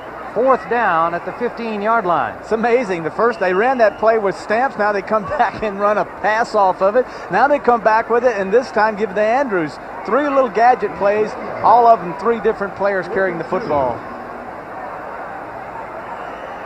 It'll be 4th down and a long yard. Let's call it 2 yards. They've spotted the ball at the 16-yard line. And a timeout called with 3 seconds on the clock.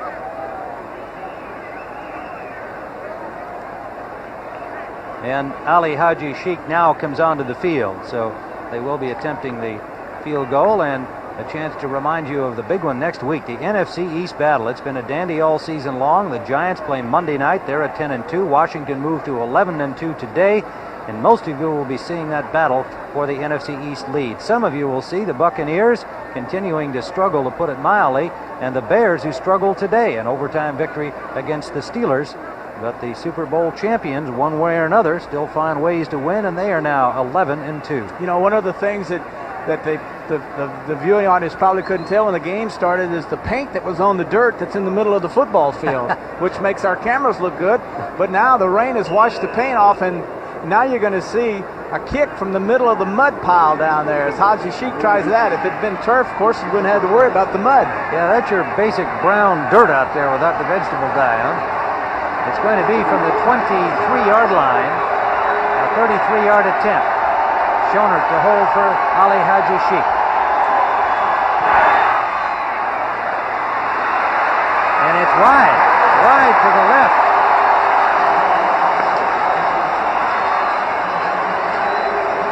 Haji Sheikh had hit from 32, but he misses on this one as time expires at the end of the first half here at the Orange Bowl in Miami. But the Atlanta Falcons, on the strength of 3 interceptions, have taken a 10-0 lead over the punchless Dolphins of Miami.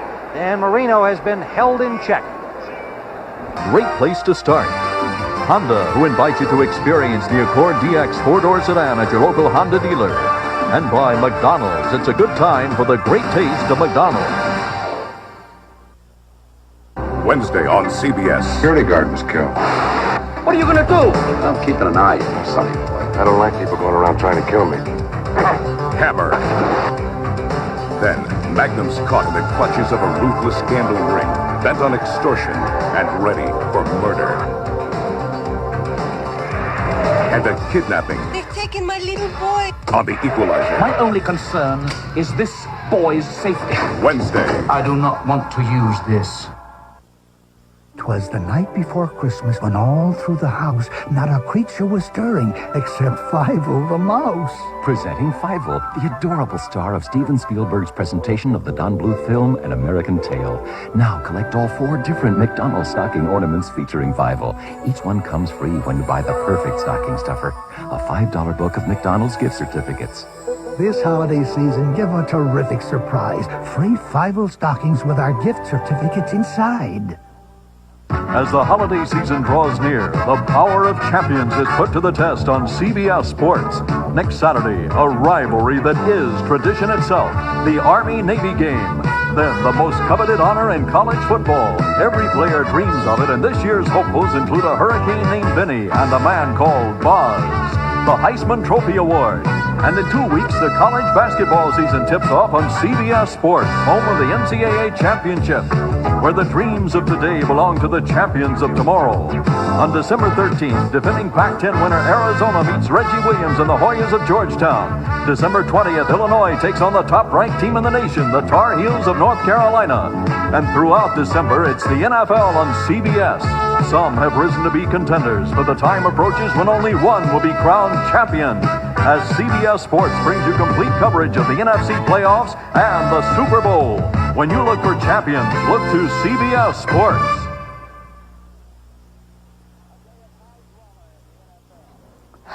A day of high drama in the NFL. Good placement. It is good, and it's 27. Maxim Dejas kicks Washington into the playoffs. Meanwhile, at the same time, Kevin Butler was trying to get the Chicago Bears in, but he struck the upright, and the Bears and the Steelers would go to overtime. And down in the Superdome, New Orleans was trying to close out and move in on a possible wild card when Wade Wilson, off a scramble, fumbled. Brent Williams scooped it up for New England and dashed in 21 yards out, and the Patriots are tied with the Jets. Welcome, I'm Brent Musburger with Irv Cross. Irv? You know, I was surprised to see Mike Ditka at the end of regulation play, score tied 10-10, winning the toss, going into overtime, and elected to kick off. And then what happened? Well, he wound up being a genius because he won the ball game. Kevin Butler lines up 42 yards out and kicks it right dead down the middle. Can you believe that? The Bears now have won their 3rd successive NFC Central Division championship. A familiar face in the background, Jim McMahon, out with a little bear hug there for his buddy Kevin Butler. 13-10, the Bears beat the Steelers, that one in overtime. There was another overtime game. Former employee of the NFL Today, well, more like a guest of a week ago. A fellow by the name of Mark Mosley came here looking for a job. And Art Modell, the owner of the Browns, found him seated here on the set and was able to get a telephone call through to him. And folks, would you believe it? In overtime today, with only 5 seconds left in overtime, Mosley booted this 29-yarder. And the Browns win it 13-10. Now, the Rams and the Jets, a game matching 2 division leaders this afternoon, and the Rams were very impressive, 17-3. What about this play by Jim Everett? Jim Everett reads the blitz nicely here, hitting Kevin House on a quick post, and of course House does the rest of those lightning quick legs, 60 yards down to the end zone for a touchdown. Eric Dickerson also enjoyed a big game against Joe Walton. Let me tell you, it's tough enough to stop Dickerson with 11. Only 10 defenders out there. No one on the other side, and here comes Eric for his 9th touchdown of the season. Jets turned the ball over 4 times. Irv, what has gone wrong with that ballyhoo Jet passing attack? I never thought I would see a team contain Al Toon and Wesley Walker. Miami did it last week. The Rams did it again today. They simply weren't a factor today. All right, it was 17-3, and the Jets fall into a tie with the New England Patriots. Speaking of the Patriots, it was 21-20. They scored twice in the last 4 minutes down in New Orleans to pull that one out. So the AFC East standings look like this. Now, technically, the Patriots are in first place. They hold a better divisional record than the New York Jets right now, both teams at 10-3. San Diego and Indianapolis, the storyline here, Dan Fouts comes back and turns in a fine game. 24-31, 290 yards, and this touchdown, Irv. Really a neat catch here. Charlie Joyner winds up with the ball, but Dwight Hicks, formerly with the 49ers, remember him, tips the ball, and Wes Chandler comes down with it for the touchdown.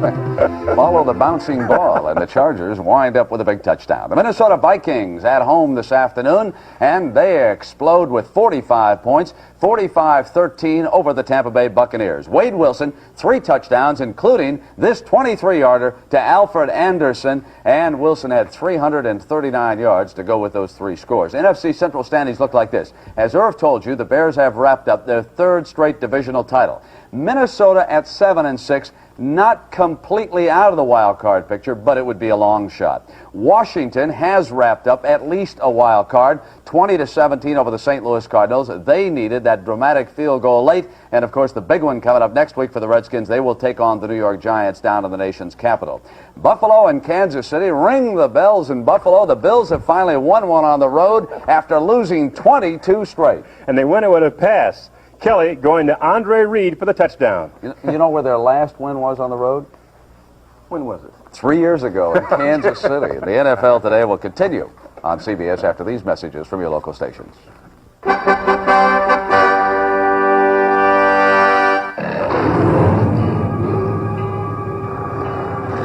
There's a fire-breathing creature Chrysler has imported from Japan.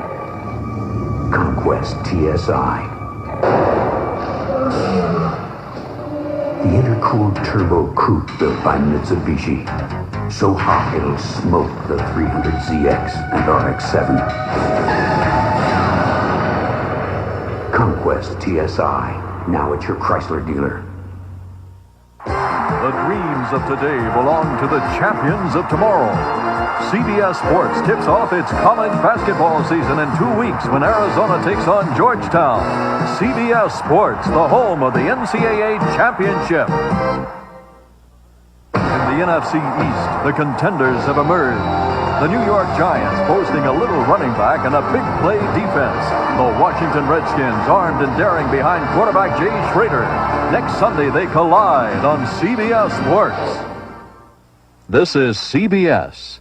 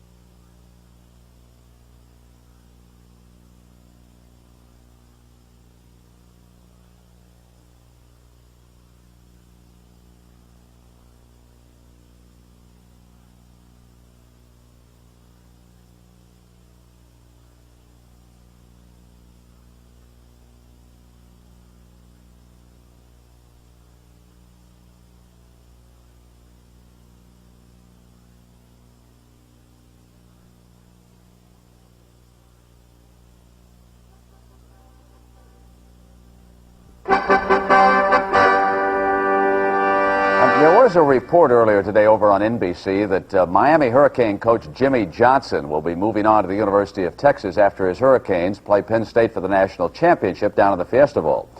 So we took that question to Miami's athletic director, Sam Jankovic, and this was Sam's response. I had a long discussion with Coach Johnson over the telephone on Friday, and we spent quite a bit of time visiting Thursday evening. I do not think that is the case. Coach Johnson will be back. He'll be coaching the Hurricanes. Well, certainly he will be coaching the Hurricanes in the Fiesta Bowl. The games that are in progress right now, Atlanta and Miami, 10-0. Atlanta with the lead there. Many of you have been enjoying that game so far. Meanwhile, out of the snow in Denver, 24-14.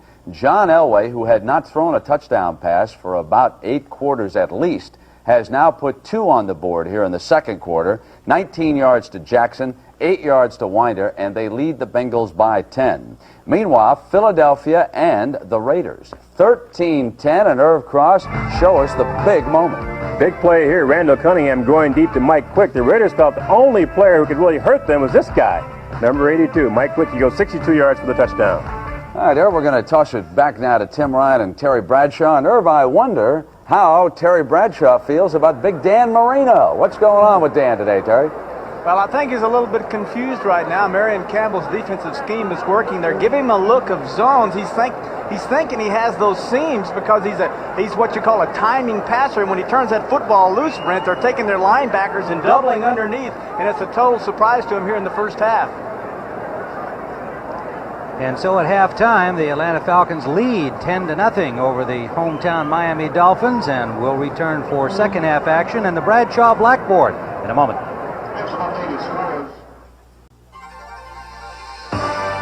CBS Sports coverage of the National Football League is sponsored by Michelob. So exceptionally smooth, the night belongs to Michelob. RCA technology that excites the senses. And by the heartbeat of America, today's Chevrolet.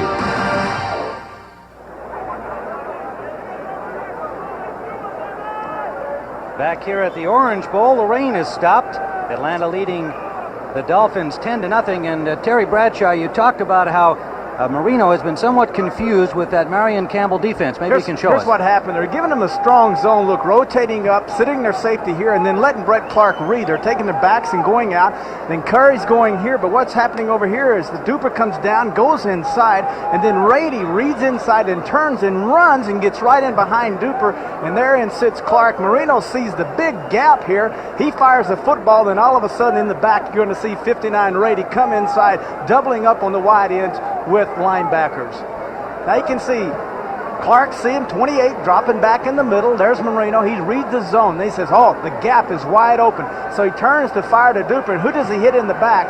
But 59 Rady, who has come up to double Duper. We'll see it one more time from another view. Now you're going to see tight end will go out, and the linebackers on the outside will clamp the backs. Marino reads it, goes automatically to a big wide gap on the left. He'll fire the football, and once again, he'll hit Rady right in the back, who was playing underneath the wide receiver that side, and that happened to be 85 Duper. Bounces off of his back, and then Brett Clark, the free safety, 28 intercepts. Well, there were 3 interceptions in the first half of Dan Marino, the worst he's had this season, 4 by the San Francisco 49ers, and it's only halftime here against the Atlanta Falcons, 2 of them by rookie Dennis Woodbury, who comes in the nickel and dime situations for the Atlanta Falcons. So we'll see whether or not Don Shula and his offensive staff can adjust to that Marion Campbell defense for the second half. They're down only 10 points, and with a guy like Marino who can light it up, that's not much of a lead at all. On the other hand, the Falcons defense has been sullen here in the first half, and we're about ready to kick it off here. Miami Fuad Reves will kick it off.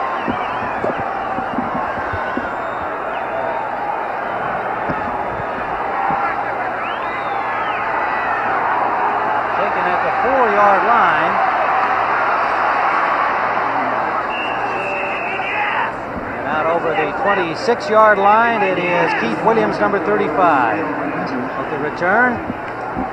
And we can see that at halftime, 187 yards for the Falcons and 102 for the Dolphins, and just 40 of those rushing, coming off their impressive showing against the Jets on Monday night, with Lorenzo Hampton gaining 148 all by himself. And we have an injured player on the kickoff play. And indeed, we had one briefly injured on the kickoff play to open the game, Scott Case, but he did return. Looks like 25, Mike Smith, the reserve, backs up the right corner spot, comes in on nickel defenses.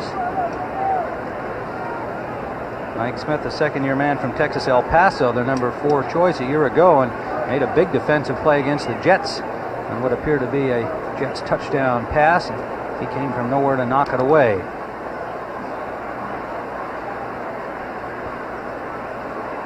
As we run this, you can look on the right side of your screen. You're going to see 25, Mike Smith, come into view, and then you'll be able to see what happens. Exactly what happens is the man that was blocking was knocked down, gets up, and then cuts Smith's legs out from under him, and then he flips over the blocker's head. Here's another view of it right in the center of your screen. Smith coming in, try to make the tackle. There's the block. And then he flips over. But he's up now and he's all right. So that's good news for Don Shula and the Dolphins. Well, the passing stats not Marino sounding in the first half. 5 of 13, 3 interceptions. Atlanta, Kirk Schonert, 4 of 6. And he got the job done thanks to the running of Gerald Riggs. First down Atlanta from their 25. Riggs gets a couple.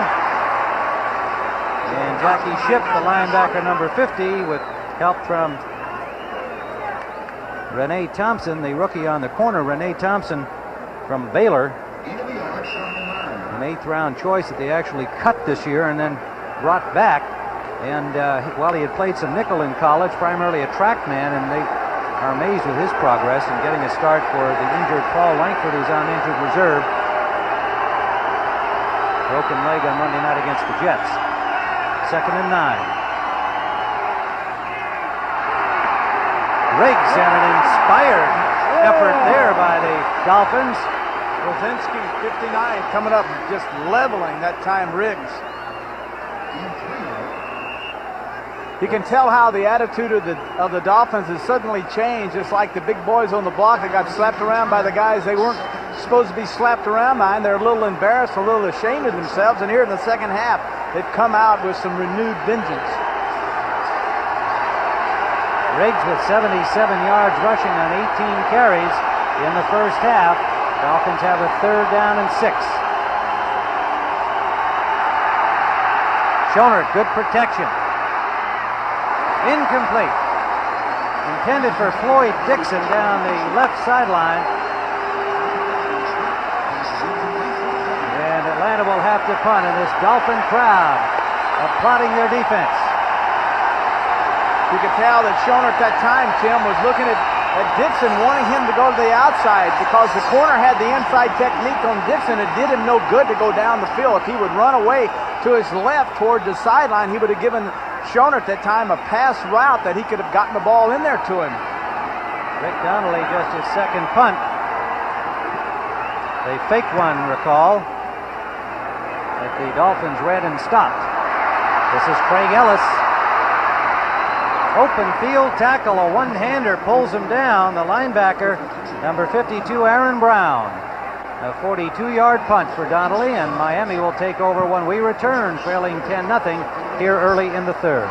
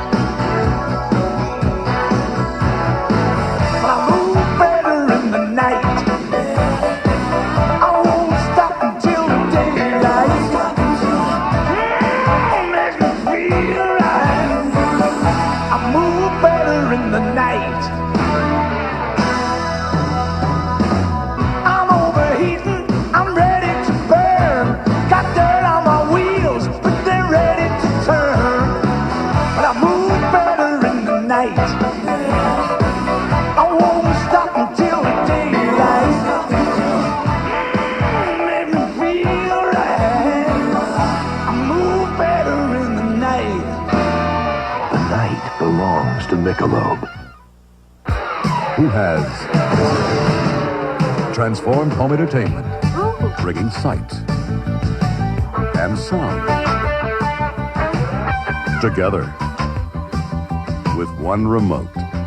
Who? RCA, with Digital Command Component Systems. A choice of components operated by one remote that deliver a sight and sound experience you must experience. Digital Command Component Systems. If you settle for less than RCA, that's exactly what you'll get.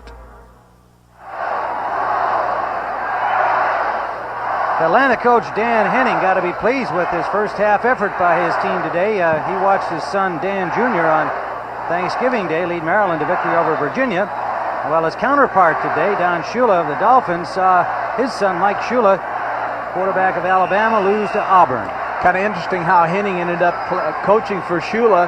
Having a contract with the Jets, wasn't the one he originally wanted, coming off a boat Shula calls out on the ocean, says, meet me in Miami for the Super Bowl. We want you to coach here. That was 1979, and he was an assistant under Don Shula.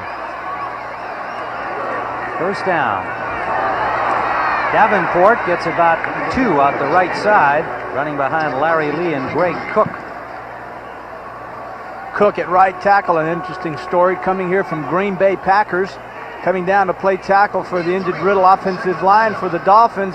Got down here and felt like he was safe being so far from home, Tim, so he made a wise remark about all the bowling shirts. The only big thing up in Green Bay was wearing bowling shirts, and about 600 dozen, it seems like, bowling shirts were shipped down here to Cook. Second down and 8. Marino with time, now forced out. Complete to Hampton. He'll be short of the first down, but it will leave 3rd and a yard. John Rady made the tackle, number 59. In this offense of the Dolphins, in every passing play there is a deep threat. Every play has a potential bomb involved in it. But the thing that is happening, Tim, is that the Falcons are taking away the deep passes.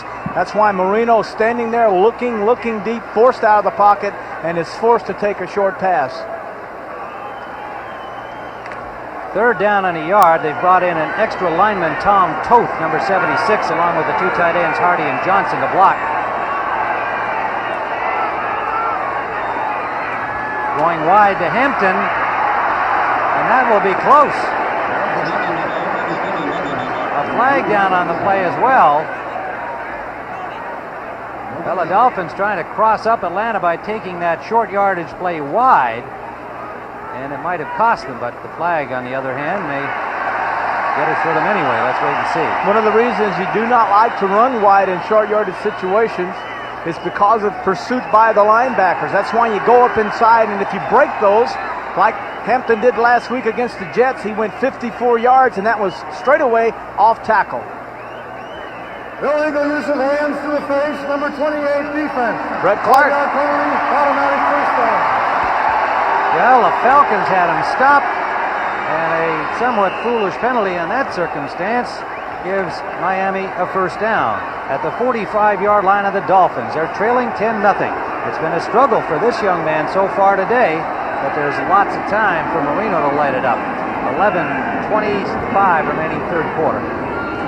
Hampton is hit from behind. Good pursuit by Joel Williams, the right side linebacker, sneaking in along the line of scrimmage.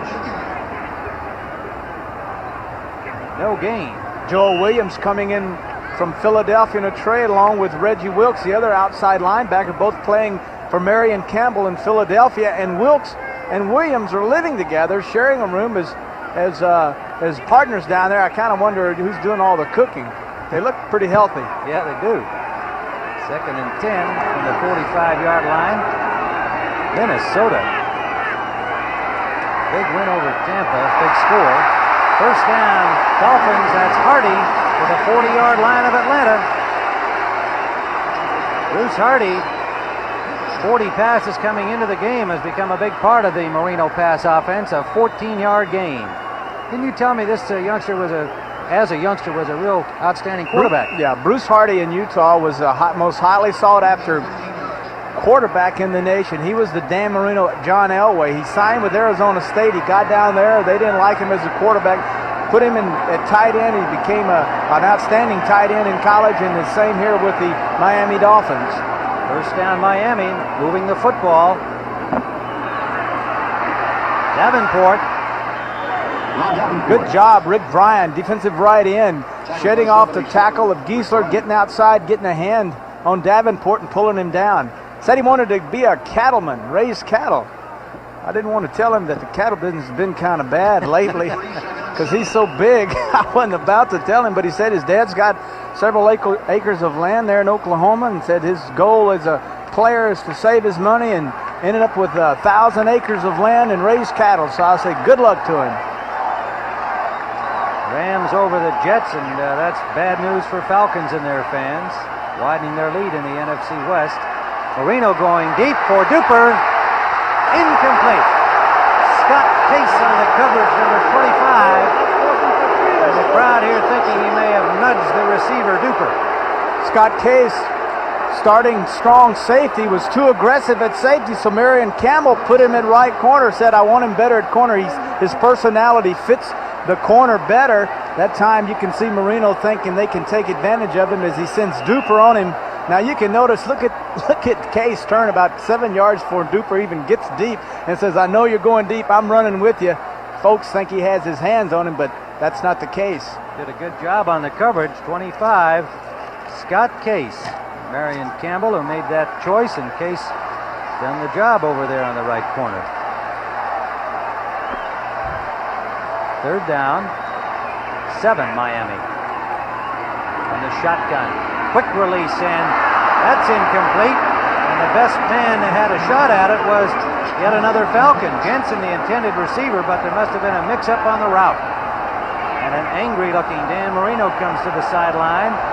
Fourth down. Well, it's hard to figure out if Dan Marino is mad at himself or the receiver ran the wrong route, because the receiver was wide open and Dan threw the ball right at him, but he just threw it too high. The only other thing I could question is if the route was to go outside and be one of those quick takeoffs where Marino is going to split the corner and safety. There you see him discussing what happened with Don Strock, his backup, mentor, guru, the veteran in his 13th year in the NFL. Dixon will be the deep man, and Roby trying to hang it high. He does, too. Let's see what kind of a bounce he gets. It hits and goes forward to the goal line, but not all the way, and it's a first down from the 2-yard line. What a job by Reggie Roby. 8:59 to play in the third quarter. Atlanta 10-0. Are your homeowner's insurance bills swallowing a little too much of your budget?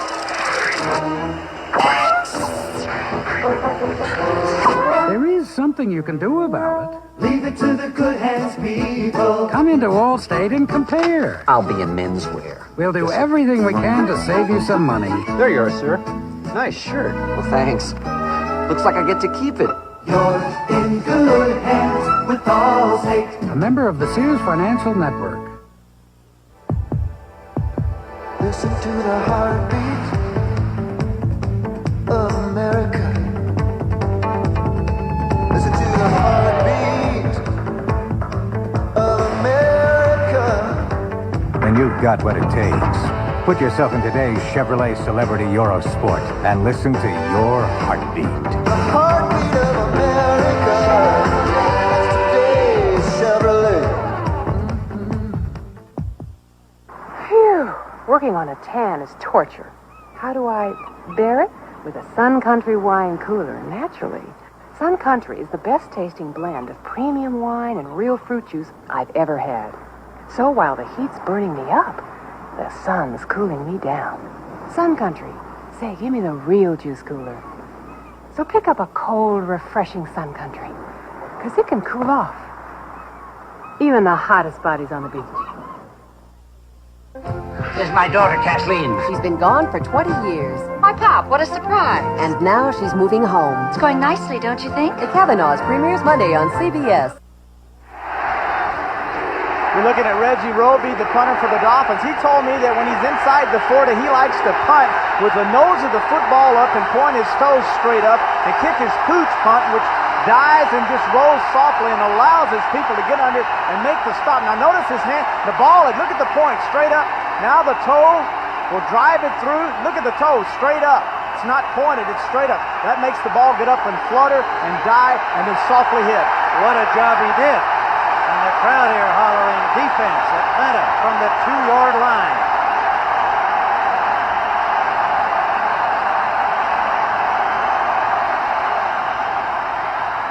Gerald Riggs quiets the crowd with a burst up the middle for 5. Offerdahl and Ship, the middle linebackers, made the stop.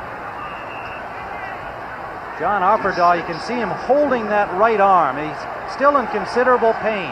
He showed me yesterday, and he's going to have to come out, that the bruise that literally runs the length of his arm from the elbow down, the pain is such that he can't get in the push-off position he needs to work from. And he's obviously hurt it on that play. Hendel is in to replace him.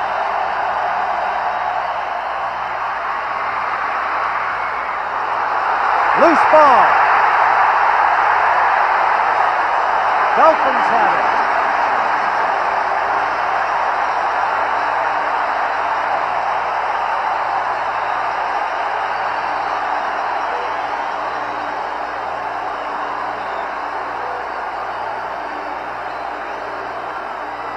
Gerald Riggs was running hard and well until.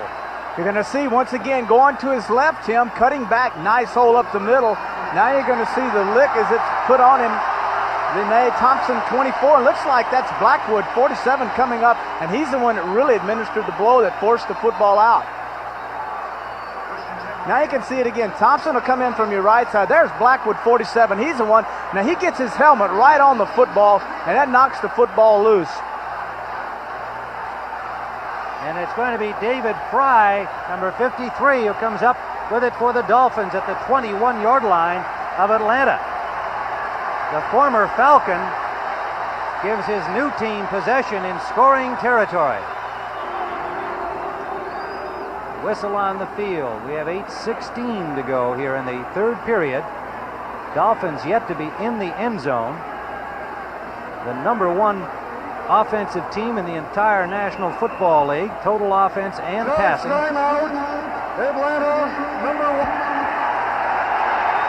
Well, Atlanta charged with a timeout, and Dan Henning said, who called that one? There's David Archer with some word for him. I'm not sure what. He's on the cans upstairs, but a defensive timeout called here, and one perhaps wasted. We'll be back. We're not a company. But we recognize potential. We develop it. We use it. We'll make sure that as your responsibility grows, so will you. As your ability for leadership grows, so will you. Working with us, you'll gain self-confidence. Become a person with a future. We're not a company. We're your country. We're the Marines. The Army. The Navy. The Air Force. We're the armed forces. It's a great place to start. Listen to the heartbeat of America. Listen to the heartbeat of America. Oh yeah. It's the rhythm on the road. It's the pulse on the street. City and town, a magic sound. Feel the heartbeat of America. Chevrolet. That's today on Chevrolet. The jellyfish swims faster than that. Not with a clogged nose like this. Oh, try this. Sidex, I need help now. You got it. Hit this when you feel it. 1 second. With Sinex Vapors, you feel better in 1 second. Plus, it's strong decongestant, keeps you breathing free for hours. And you're gonna need it for hours. Whoa! Sinex, regular or long-lasting. Feeling better is a second away. From Vicks, of course. A rivalry that is tradition itself. The cadets against the midshipmen. The Army-Navy game next Saturday on CBS Sports. Tim Ryan and Terry Bradshaw, where a timeout was charged against the Falcons. And it's Miami first down. Hampton diving over his right guard.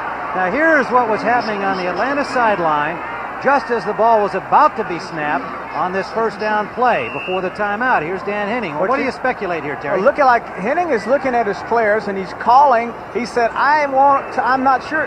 See, now they think he wants a timeout, and I don't think Dan Henning wanted a timeout. He wasn't sure himself, but he gave that indication, that sign, that T sign that means timeout. So his team called timeout.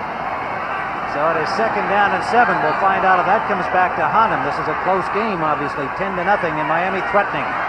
Marino lots of time to the end zone and intercepted. Fourth of the day against Marino. Scott Case.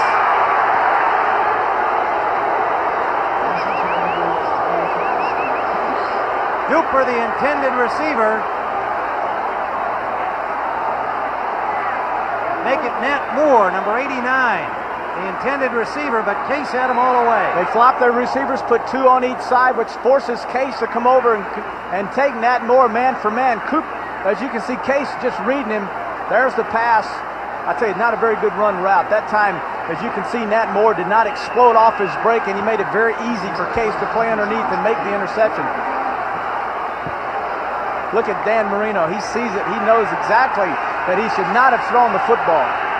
Well, he had 4 picked off by the Niners earlier this season, and it's happened to him again. Costly mistake. Schonert on first down. Complete, a flag down. After about a 5-yard gain to the tight end, Arthur the Beer Truck Cox. The beer truck. Yeah, the beer truck didn't get this. Well, I knew he was a truck, but I didn't realize he was a beer truck. Well, that's what his own guys call him, but he didn't get a chance to accelerate it upfield and show us how he's a big 8-wheeler, or 12-wheeler probably. Well, actually, Cox is so big coming off the line of scrimmage that any kind of movement at all by him, bumping into Jackie Shipp that time, the linebacker that was covering him, knocked Shipp back. And pass interference, number 88 on the offense. 10-yard penalty, repeat first down. And there you have it. Of course, the ref looks at it and says, you know, no one can knock anyone back that far unless he pushed off. But that may not have been the case. He's just a big guy. Well, that was a fender bender by the beer truck, and it cost him. It'll be 1st and 20 back at the 10-yard line. Ryan Sauché comes in on the nose, replacing Nick Charles.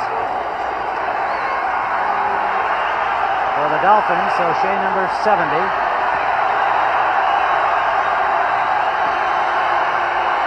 An aroused Orange Bowl crowd. Riggs. David Fry, a pumped-up former Falcon.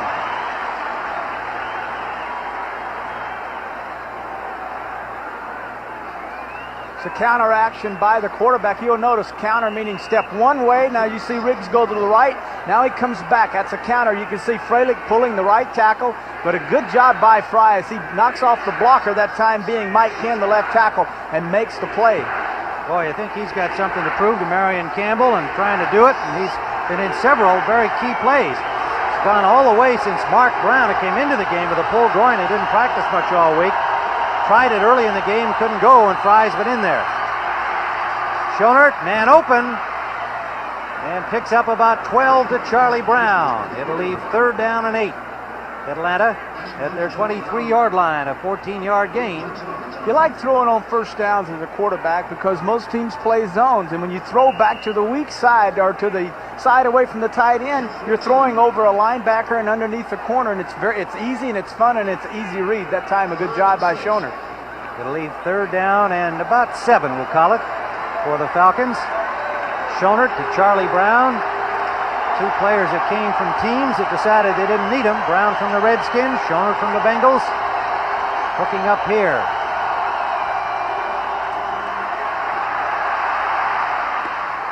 Threading the needle but unable to hold on was William Andrews out of the backfield.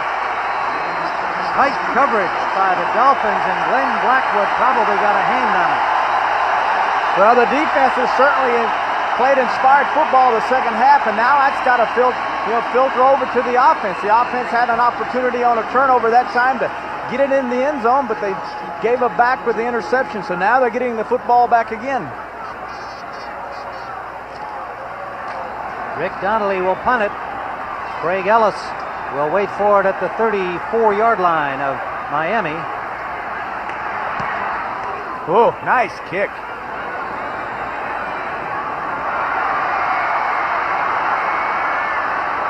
Flag down on the punt return as he's forced out of bounds at the 34-yard line.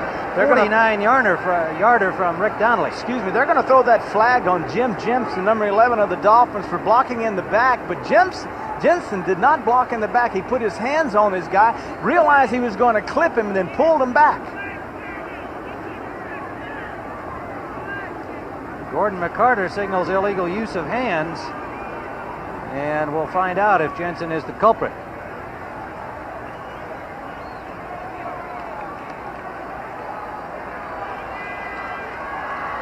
Illegal block in the back, number 11 on the receiving team during the return. Jensen is the guy. This is a bad call. Now you're going to see Jensen in the left, number 11. Now he realizes that he's fixing to put his hands on a man and block him. in the back. But watch, he pulls his hands off. That's no clip. That's no clip. Boy, if he touched him, it was a Bear sweater grazer, to say the least. We'll be back with Miami at their 25. Lean on me when you're not strong, and I'll be your friend. I'll help you carry on. When you want power that works, lean on the 350 V8, now available in every full-size Chevy. Now fuel injected for the most power and torque of any half-ton pickup. Madeline Kahn on Having It All. What is this fascination we have with having it all? Haven't you ever wanted it all? Just a tiny bit. Michelob Light has it all. Superb taste in a less filling beer. But is having it all the answer? Is it really so wonderful to be wealthy, glamorous, and have an unbelievable singing voice? Astro Command electronic game. And for us, I even save 40% on this dual-powered calculator. Now we can balance the checkbook. The Christmas electronic sale, only at Radio Shack.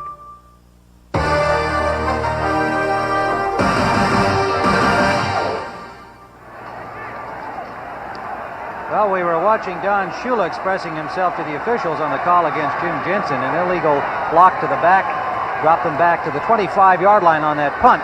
And it appeared to us that if he made any contact at all, it was just a little grazer. First down pass from Marino. Dan Johnson, the tight end, number 87, out near the 37-yard line of Miami. 12-yard gain, and Denver beaten up on Cincinnati, 31-14. Marino coming out firing, 4 interceptions, and the thing you have to like about Marino is he's not going to scare back. He's not going to fall down easily. Here's a guy that'll attack to the very end. Denver trying to get to 10-3, and the Raiders we see losing to the Eagles at halftime. First down of the 36. Hardy stopped just short of yet another Dolphin first down, and Marino starting to crank it up. Well, he scares you to death. They move the football around so well. Even with Nat Moore in there, he had 5 catches or 99 yards this past Monday night, 2 TDs. Duper's in there. Hardy now makes a key catch. They have so many weapons to work with, and this guy is considered by many to be the finest quarterback playing in the National Football League today. Only player in the history to throw for over 30 touchdowns 3 years in a row. They're just short of the first down on this one. And remember, talking about their weapons, Clayton out with a separated shoulder. He nearly played. We were at practice on Friday. They said Monday night it looked like he might even go on injured reserve after he got hurt against the Jets. Separated shoulder. They gave him a little cortisone shot. He felt real good for about 3 days. About 3 days. Friday he was out catching passes, and then we went back and saw him again Saturday, and he said, oh man, he said that shot has worn off. He said, my shoulder is killing me. Yeah, he took himself out of the lineup. He knew he just wasn't going to be able to get the arm up to catch the ball. Second and about a football they need here. Hampton and Davenport in together.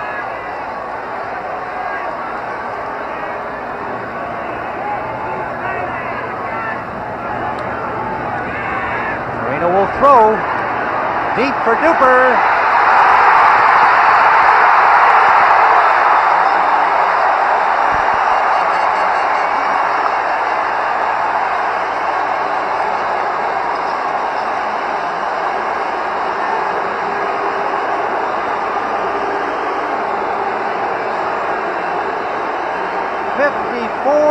To Mark Duper, and don't you love it on second and a football? Well, you got to admire. They keep striking. Marino with 4 interceptions keeps firing away. That time, Case intercepted him earlier. He came back and said, here, in your eye, Case. Here's one to Duper. Little high stepping by Super Duper. Marino says, that's more like it. 23 games with at least 1 touchdown pass consecutively now for Dan Marino. Claude Reves with a point after. 3:50 to play. Third quarter, the margin is now 3. There is Mark Clayton on the left of your screen without the shoulder pads on, congratulating his partner on the other side, Mark Duper.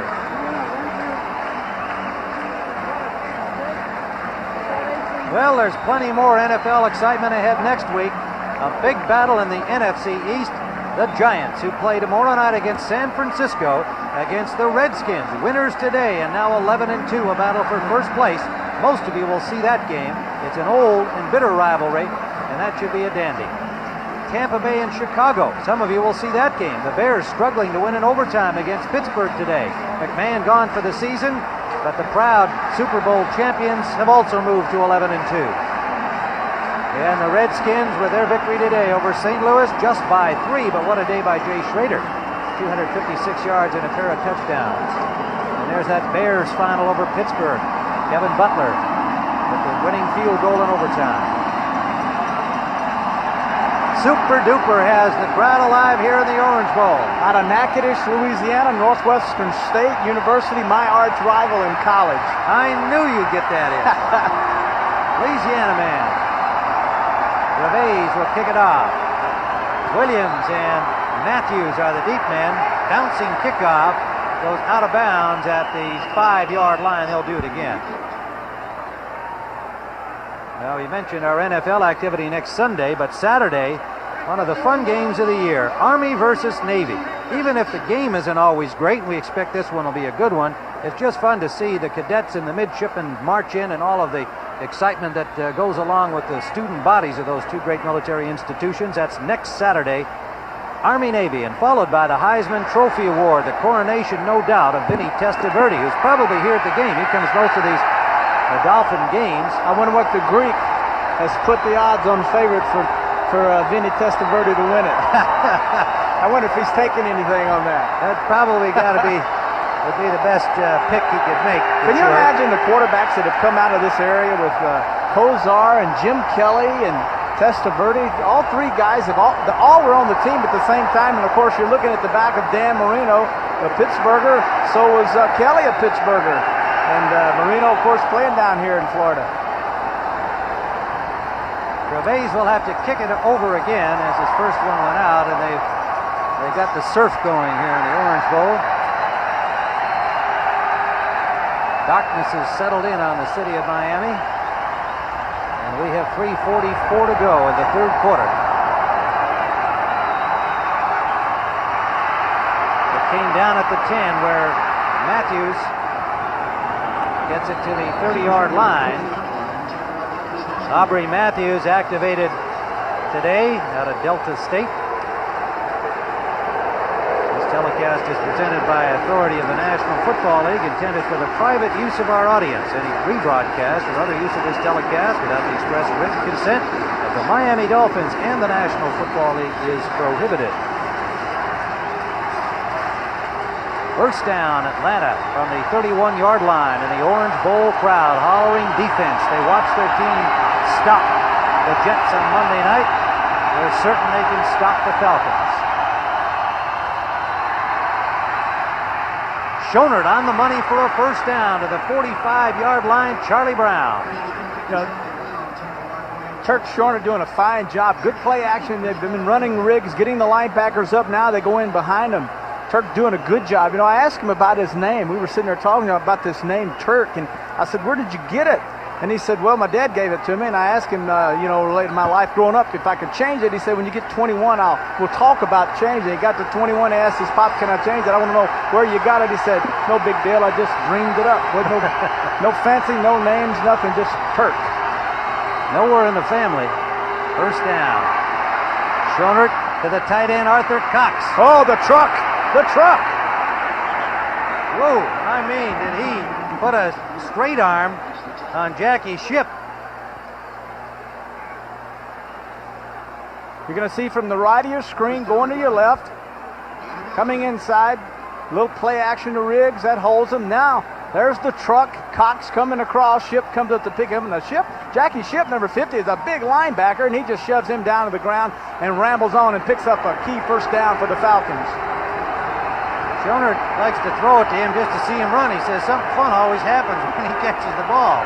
Saw some fun there for Atlanta. First down, Falcons. Gerald Riggs gets about 3. The 40-yard line of the Dolphins. And that quiets the crowd as they move downfield into Miami territory. 1:50 remaining, third quarter. Atlanta by 3.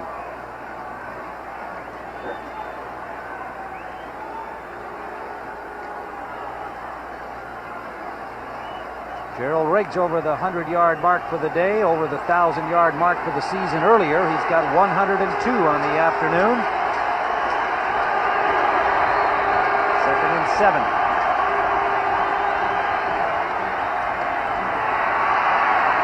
Riggs again is another 2 or 3. That's his 25th carry of the game.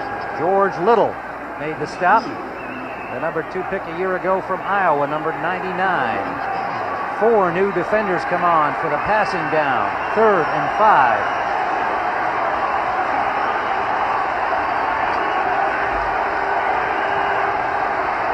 Mark Duper's touchdown pass put him over the 1,000-yard mark for the season in pass receiving for Miami. William Andrews, the lone setback. Schonert for Williams. Complete to the 6-yard line, Keith Williams. And he had Donovan Rosedrape all over him. The little guy, 5'10", 173 pounds from Southwest Missouri. What a catch. You're going to see a nice play action. Well, not a play action. Andrews coming up to pick up the blitz. You saw Schonert look to his left to free the weak safety and then throw the football right over number 25. That's Mike Smith, who had that time Keith Williams man for man down the center of the football field. Excellent throw by Turk Schonert. Donovan Rose arrived right as the ball did, and great concentration by Williams. And a fine pass by Schonert as time expires, with Atlanta knocking on the door again at the Miami 10-yard line. That's the end of the third quarter with the score. Atlanta 10, Miami 7. We pause for a word from your local station. This is CBS.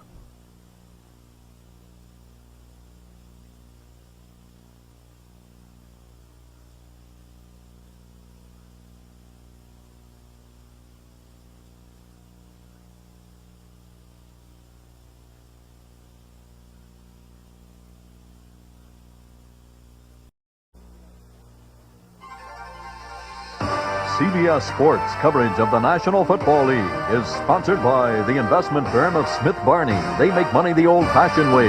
They earn it. Michelob Light, super premium taste and less filling beer. And by Napa Auto Parts, with all the right parts in all the right places.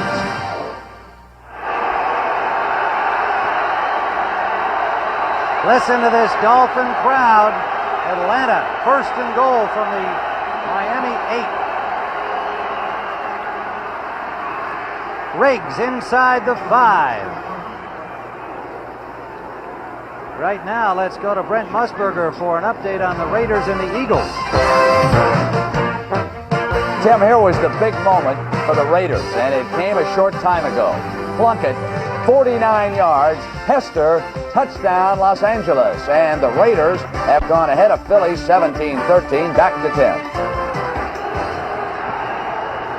Jim Plunkett, every time I see how well he does, I ask why you aren't still playing. I'm too old. So's he. 2nd and goal. Schonert. Oh, good move. He'll score. Touchdown, Turk Schonert.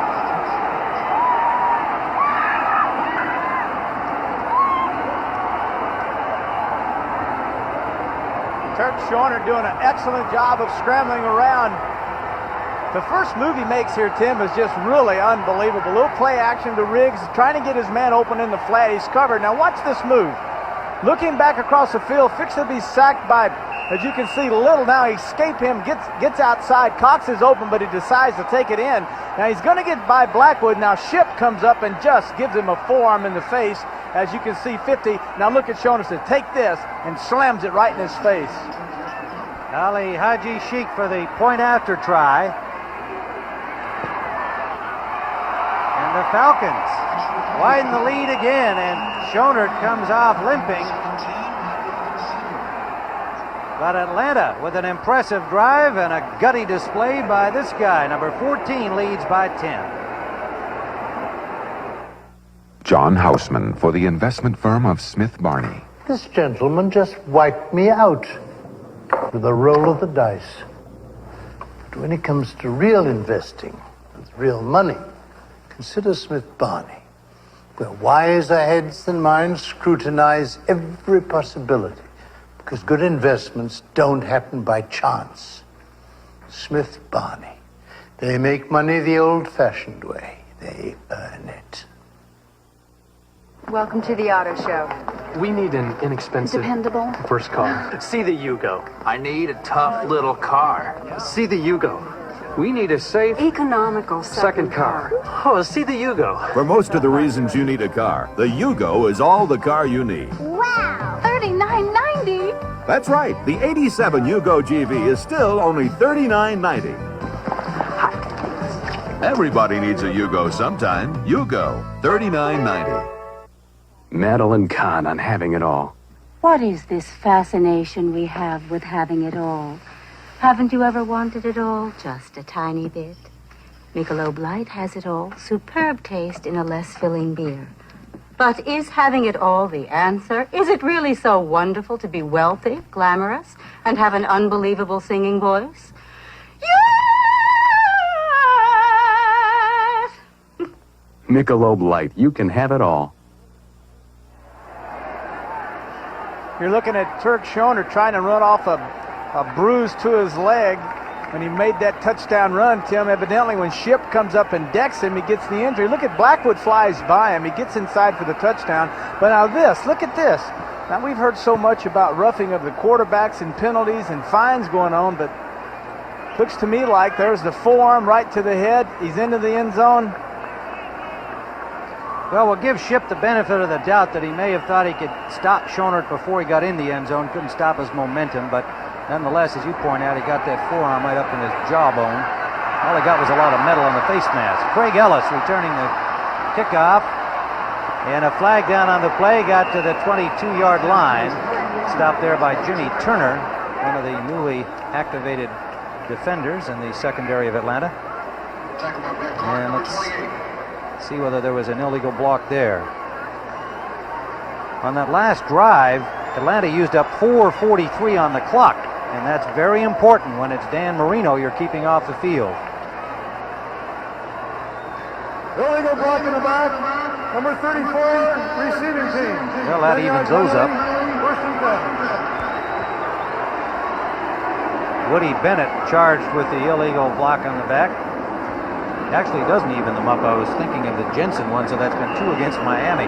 Don't forget Saturday, Army-Navy live, 2 o'clock Eastern time. And then the Heisman Trophy Award show at 5:30. Guarantee an interview with a young quarterback from the University of Miami, at least on our exciting Heisman Trophy show. Highlights of everything he's ever done. That's complete and in and out of the hand, so it'll be an incomplete pass. Duper had the ball, but the shot from behind by James Britt popped it loose. Incomplete. That's a couple of passes today we've seen Duper drop. You're going to see at the very end as James Britt, 26, the corner, is driven deep by Duper. Duper comes underneath. The ball is laid right in his lap. Easy catch, but he just drops it. Looks to me like he has those gloves on, and we know all about the gloves, don't we, Mr. Ryan? Well, Duper wears those all the times here, and it's 80 degrees here in the Orange Bowl, but he likes the feel of those scuba gloves. In fact, we've got a couple of the gloves here, a pair of gloves actually, in the booth. Marino connects out the left side to Davenport, and good coverage on him immediately. Buddy Curry dropped him, holding him to about a 5-yard gain. It'll lead 3rd and 5. Seems that so many of the receivers choose to wear these gloves now, whether the weather is warm or cold. It started, of course, for cold weather activity, but A lot of them like the feel of them. Can you see that? I mean, yeah. Those rubber gloves, nice and soft. Those are scuba diving gloves, and actually when the ball hits them, it seems to me that they would pop, the ball would pop out. We've seen a couple of examples of that today by Duper, of the ball hitting in these gloves and then bouncing back out. Well, must work, because he caught 52 coming into the game, but he lost that one. They work up north where it's cold, Tim. This is warm. This is Florida. Marino. Sideliner incomplete, intended for Jensen. He and Pruitt were both there in the same area, but the ball went out of bounds, incomplete, and Miami will have to punt. Duper's having a rough day. As you can see, he's dropped a couple of passes, made the key touchdown catch, a 54-yard TD. Now look at this, just being absolutely beat up by James Britt. Hands all over him, jamming him, pulling his shoulder pad out, saying, no way am I going to allow you to roam free through my secondary. Reggie Roby ready to punt. Dixon waiting for it at the 45-yard line of Atlanta. 12:54 to play regulation time. Roby launches another of his missiles.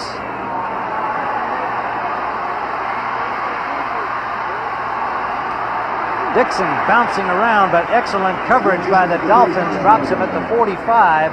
48-yard punt by Roby. Atlanta leads by 10.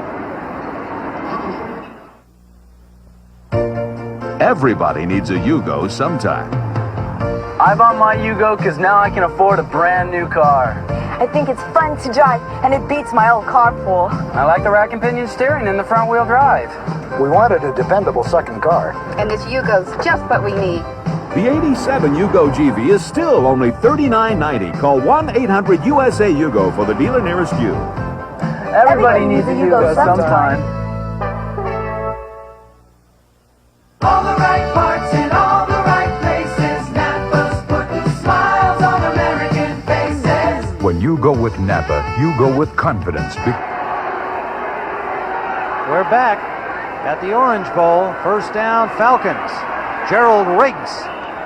You talked about how he runs low, Terry. He looked like a mole going through there at that time, but he kept it all going forward. Got 5 yards. This is one of the few runs that Riggs has made today that he didn't cut back. But the thing that was so smart by him that time, Tim, was that he got in behind Mike Ken, the left tackle, and Scully, his left guard, and he slowed down and let them make their blocks, and then he exploded through and picked up 4 or 5 yards. There's his afternoon as Mike Charles, an injured Dolphin on the play, the nose man.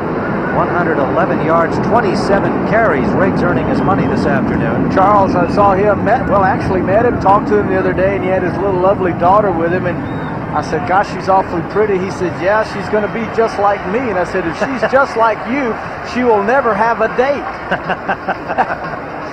Had his daddy down from New Jersey. Everyone had their family down for the holiday weekend. It was nice to see. It really was. I was talking with John Offerdahl's dad. He must have taken 100 pictures in about 5 minutes there in the practice field.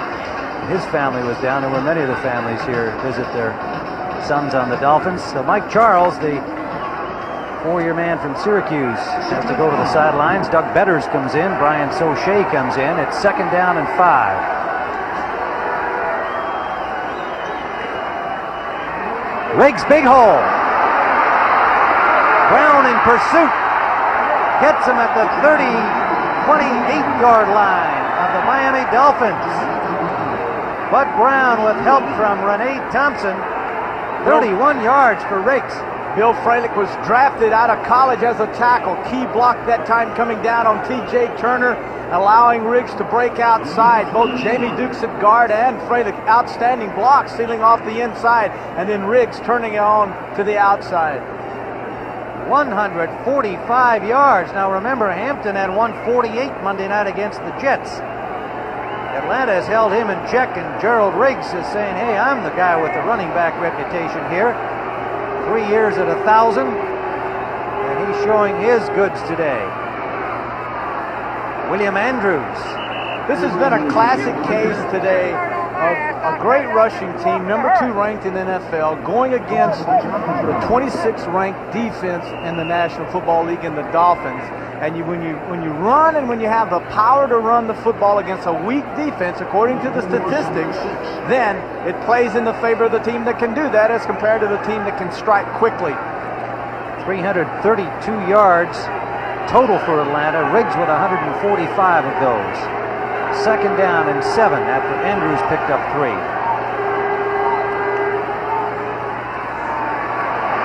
Dixon with a flag down, and he gets to the 15-yard line, but let's see if they'll get to keep that yardage or not.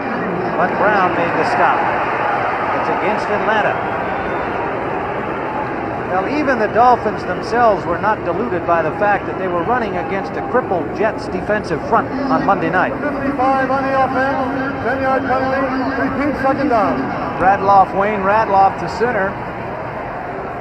Pointing to the refs saying, me? I made that? You got to be kidding. I'm down here, got my nose in this mud all night. How could I possibly make a bad block? 55, right in the center now. Is that a block? Is that holding? I think not. It looks to me like the nose tackle's pinning him. Brian Sochet in the little Greco-Roman wrestling act with Radloff. Second and 15 back at the 35 now. Riggs again. He gets the 5 back. It'll leave 3rd and 10 from the 30-yard line. You know, offensively, if you have a tackle on your offensive line, the tackle you want to be your strongest is always your right tackle, because as a right-handed running football team, which most teams are in the National Football League, your right side is your power side, Tim. That's the side you will run on, and then you want your good finesse tackle, the guy that has the quick hands and feet, on your blind side, because the quarterback can't see, and that's the guy that has to be quick and save your quarterback from being sacked. Last week, 7 sacks against Schoenert, 1 against Scott Campbell. But they've been doing the job today. Schoenert, and that is almost picked out. Donovan Rose knocked it away, intended for Floyd Dixon. Schoenert got it up a little high for Dixon, and Rose had the better shot at catching the ball. It's one of those 2 deep zones that you hear so much about. You have to wait and wait and wait and try to get a guy down the middle, but if you wait too long, then you give the free safety opportunity to read the quarterback's eyes and then make a break on that receiver in the area, and that's exactly what number 26, Donovan Rose, did.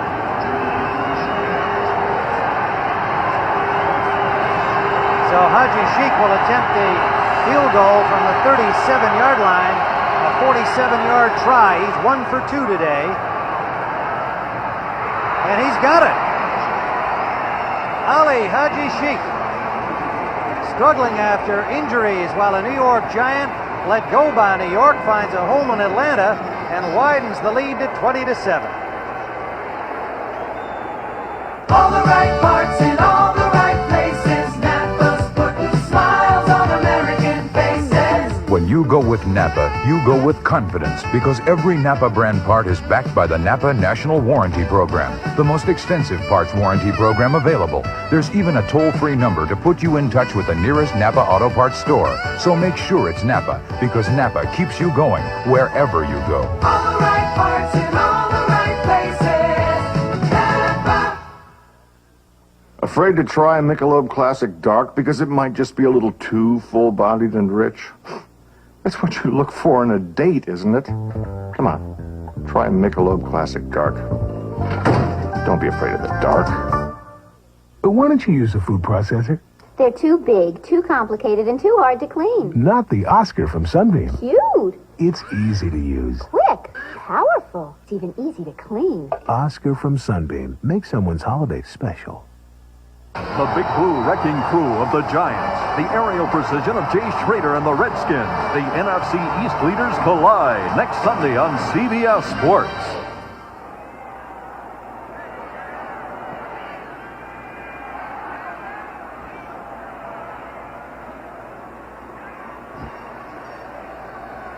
Tim Ryan and Terry Bradshaw back here at the Orange Bowl, where the Atlanta Falcons, a surprising 20-7 lead. 4 interceptions against Dan Marino today, just 1 touchdown pass. Now that is surprising. The surprising that they're leading, no, I would not think, but the 4 interceptions I think is very surprising. Well, only 1 touchdown pass by Marino, 1 touchdown period by this #1 offense in the entire NFL. That's surprising indeed. But the Falcons, a 5-6-1 team that's played solid defense all year long. That's been the big difference today, and Turk Schoner's done enough offensively for sure. Oh, what a kick. Dolphins are saying it went out of bounds after it crossed the goal line. Let's see what we're going to get here. Touchback or not? They're bringing it out. Yeah, it's a touchback. It looked like a Dolphin was fearful that... well, you can see it rolling, not rolling. Yeah, he thought they were going to call it out of bounds before it went over. Greg Ellis sitting there waiting, saying no, but if it hops over the little pylon, the little orange thing in the corner, then that's in. That's good. Yeah, he wanted another chance to run it back, I think. He likes those run backs. But they'll start from the 20. Dan Marino checking out that Atlanta defense. We're giving him fits today. Got a man this time. Matt Moore all the way to the 44-yard line. Now, one of the things that happened that time was Atlanta refused to send any of their linebackers, hoping that their three-down linemen could put the pressure on Marino. That time they didn't do the job, and Marino had all the time in the world to sit there and wait for Moore to cross over and get open. First down from the 45. Intended for Tony Nathan. Number 22, a veteran who makes those good plays out of the backfield, and Lorenzo Hampton, who has become the starting running back, is also an excellent pass receiver, 45 catches into the game, and he's almost a clone of Nathan in terms of the skills that Tony Nathan presented. The 29-year-old, 8-year veteran now in there getting some time. Dolphins running a 2-minute offense right now, calling 2 plays in the huddle with 8 minutes and 30 seconds and counting. They're getting into their offense, trying to strike quickly. Turner and Kaysen in on 2nd and 10 into the Atlanta secondary. Inside handoff for Tony Nathan.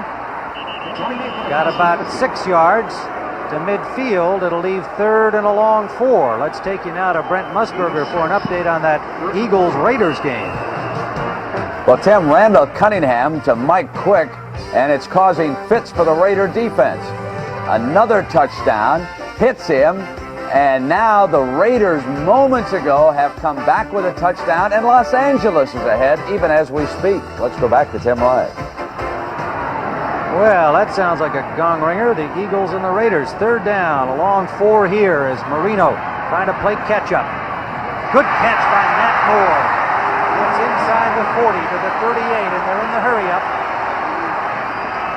Well, the offense of the Dolphins is an offense that throws the football over 600 times a year, and most people say that this 2-minute offense that they're running now is no different than the first 3 quarters when it's almost like a 2-minute offense, Marino throwing the football. Shotgun again. That one off target. Jensen slipped, trying to run an out. The coverage on him was good, but he fell down, and there was no chance to complete that one. It was Robert Moore who was covering him, number 34. You know, watching the Dolphins practice, I've often said there are two coaches I would like to have played for, Shula and Landry, and to gather the knowledge and see how they work. And in watching Shula's practice, I was impressed with the fact that they spent 30 minutes, mind you, on the 2-minute offense, and they do that every day. As a Steeler, we worked on it maybe 5 minutes on Saturday after the kicking game, and everybody was out messing around. I won't extend the commentary involved there. Why not? Shula. Oh, wide open. Duper, first down to the 17-yard line.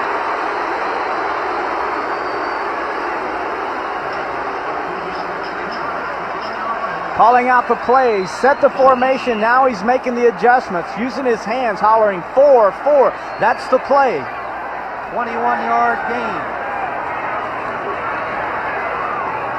Oh, dropped by Tony Nathan. 2 drops in a row by Nathan. Marino now 14 of 28.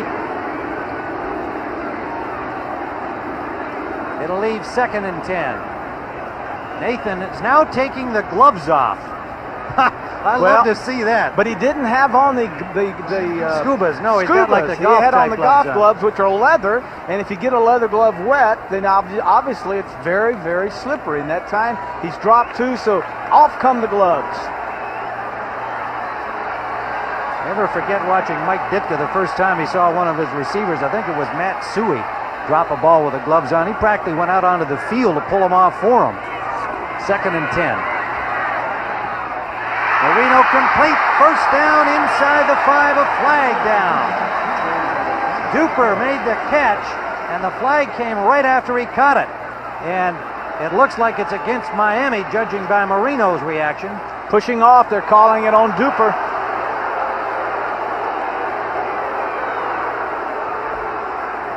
6:50 to go, regulation time. Atlanta 20, Miami 7.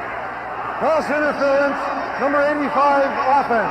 10-yard penalty, repeat the down. There's not enough room down in here, so that a lot of times in tight coverage like this is James Britt, 26, is all over Duper. He comes inside, he goes outside. Huh. Tell me where the push-off is. Yeah, if there's anything, it's holding on Britt. Well, I don't know. Yeah, if we've got another opportunity, well, we don't. But if we don't need did, another opportunity I on that one. My eyes are good. Call. I thought that was a good call. He did. He pushed off on him. Oh, gosh. Sure he did. Don't forget that defender and give him that first bump, Terry. 2nd down, 20. The middle, it's complete. And they're right back near the first down marker. Duper. 2 plays. Fine catch. It'll be very close to a first down. The 7-yard line.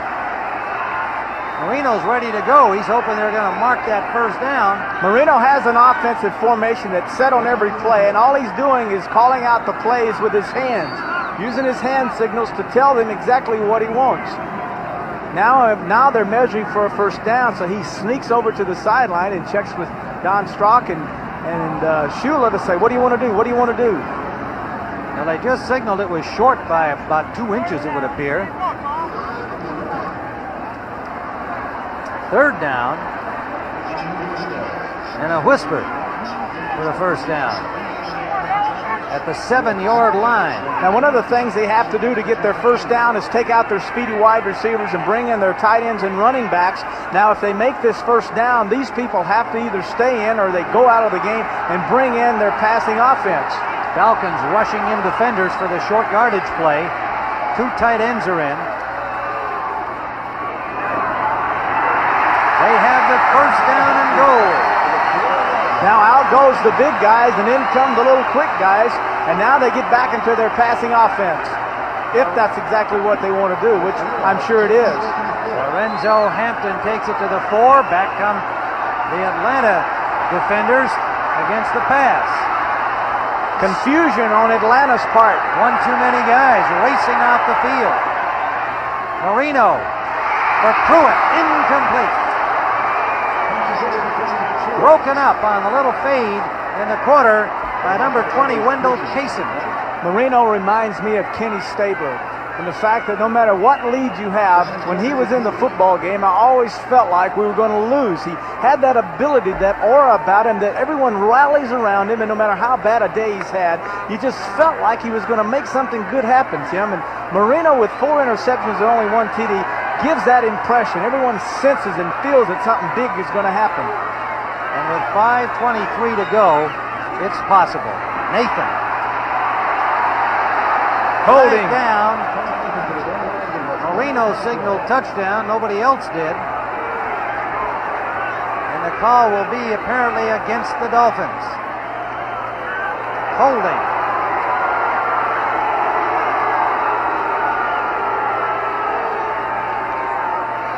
Dolphins, normally a disciplined team. Holding, number 57, offense. 10-yard penalty from the previous start. Repeat second down.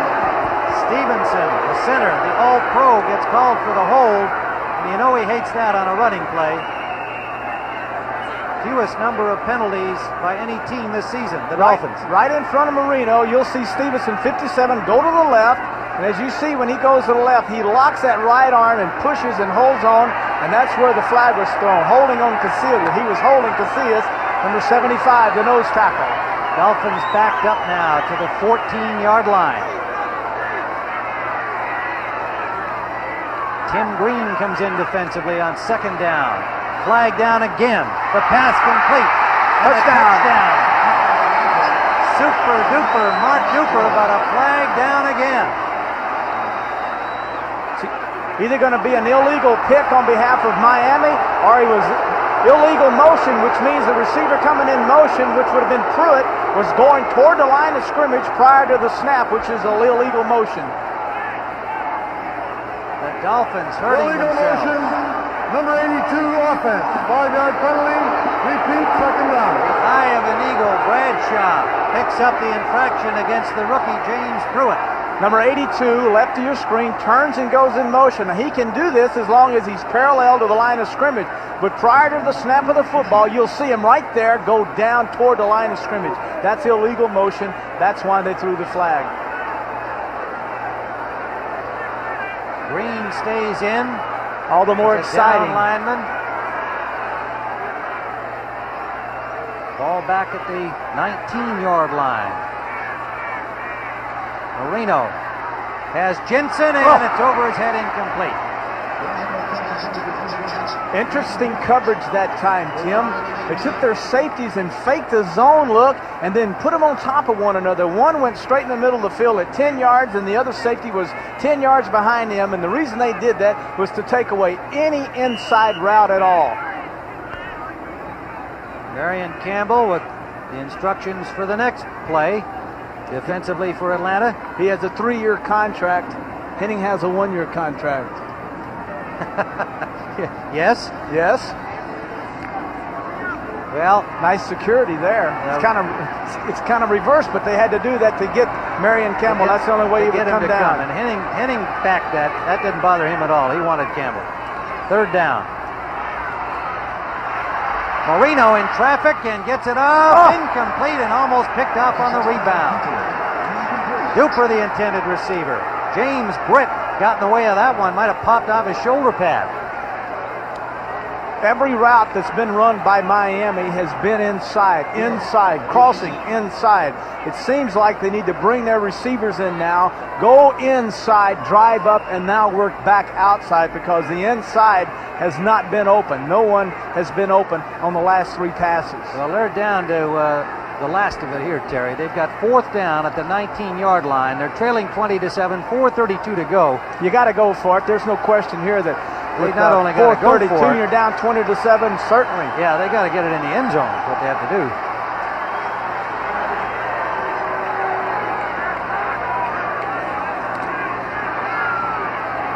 Lots of time for him. Takes the short man, and Nathan is pulled down from behind by Williams. Joel Williams stops him at the 6, and Atlanta will take over. Did an outstanding job, the corners and the safeties, of doubling both wide receivers. They took 2 linebackers, and they covered the tight end, put the back out one-on-one. Joel Williams did an outstanding job of stopping them. Students are always going places. Now there's a powerful computer that can go with them, the IBM PC Convertible. It goes from chemistry to economics, from ancient civilization to modern civilization. The IBM PC Convertible is a smart gift because students can carry an IBM computer anywhere, even into the future. If only things lasted longer. If only their warranties lasted longer. If only you had bought them with the American Express card. Because from now until December 31st, we will extend the free repair period of the manufacturer's warranty. In fact, we'll double it, up to an extra year. American Express introduces Buyer's Assurance. Now, if something breaks, it won't break you. Just use the card and, of course, register your purchases with Buyer's Assurance from American Express. Well, on our way back to Tim Ryan, the Washington Redskins today clinched at least a wild card berth in the playoffs. Jay Schrader had another hot afternoon for Coach Joe Gibbs. There he is, throwing a touchdown pass to Gary Clark. So after that victory by the Skins, the NFC East standings show the Redskins a half game ahead of the New York Giants, who play on Monday night against San Francisco. And then next week, the big one, of course, matches those two teams up. The Giants and the Redskins live. Our coverage begins at 12:30 Eastern Time. Now let's send you back to Tim Ryan. All right, Brent. Well, Terry, we said at the outset of this game that the loser was pretty much done. It came down to that last gasp effort by Marino. He tried his best but couldn't get it done today. Well, the fourth down pass there, Tim, could have been the biggest play of the entire season. They get that thing in the end zone, then there's the hopes for the Dolphins are still alive. But that fourth down right there could very well have sealed the fate for the Dolphins for 1986.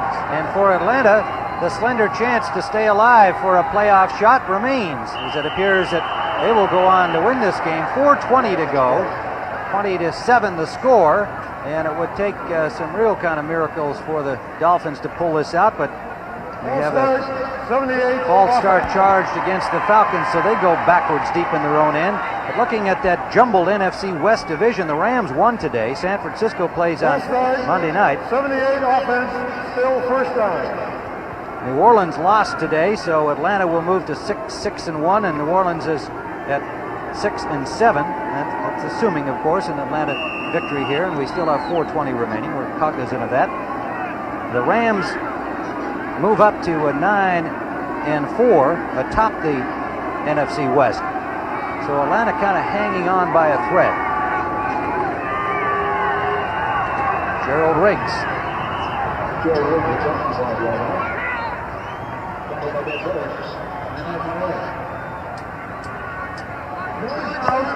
Miami, number 1. Miami takes a timeout here just to keep that clock stopped as best they can. We'll have 2nd and 10 when play resumes. You know Don Shula will not go gently into that good night.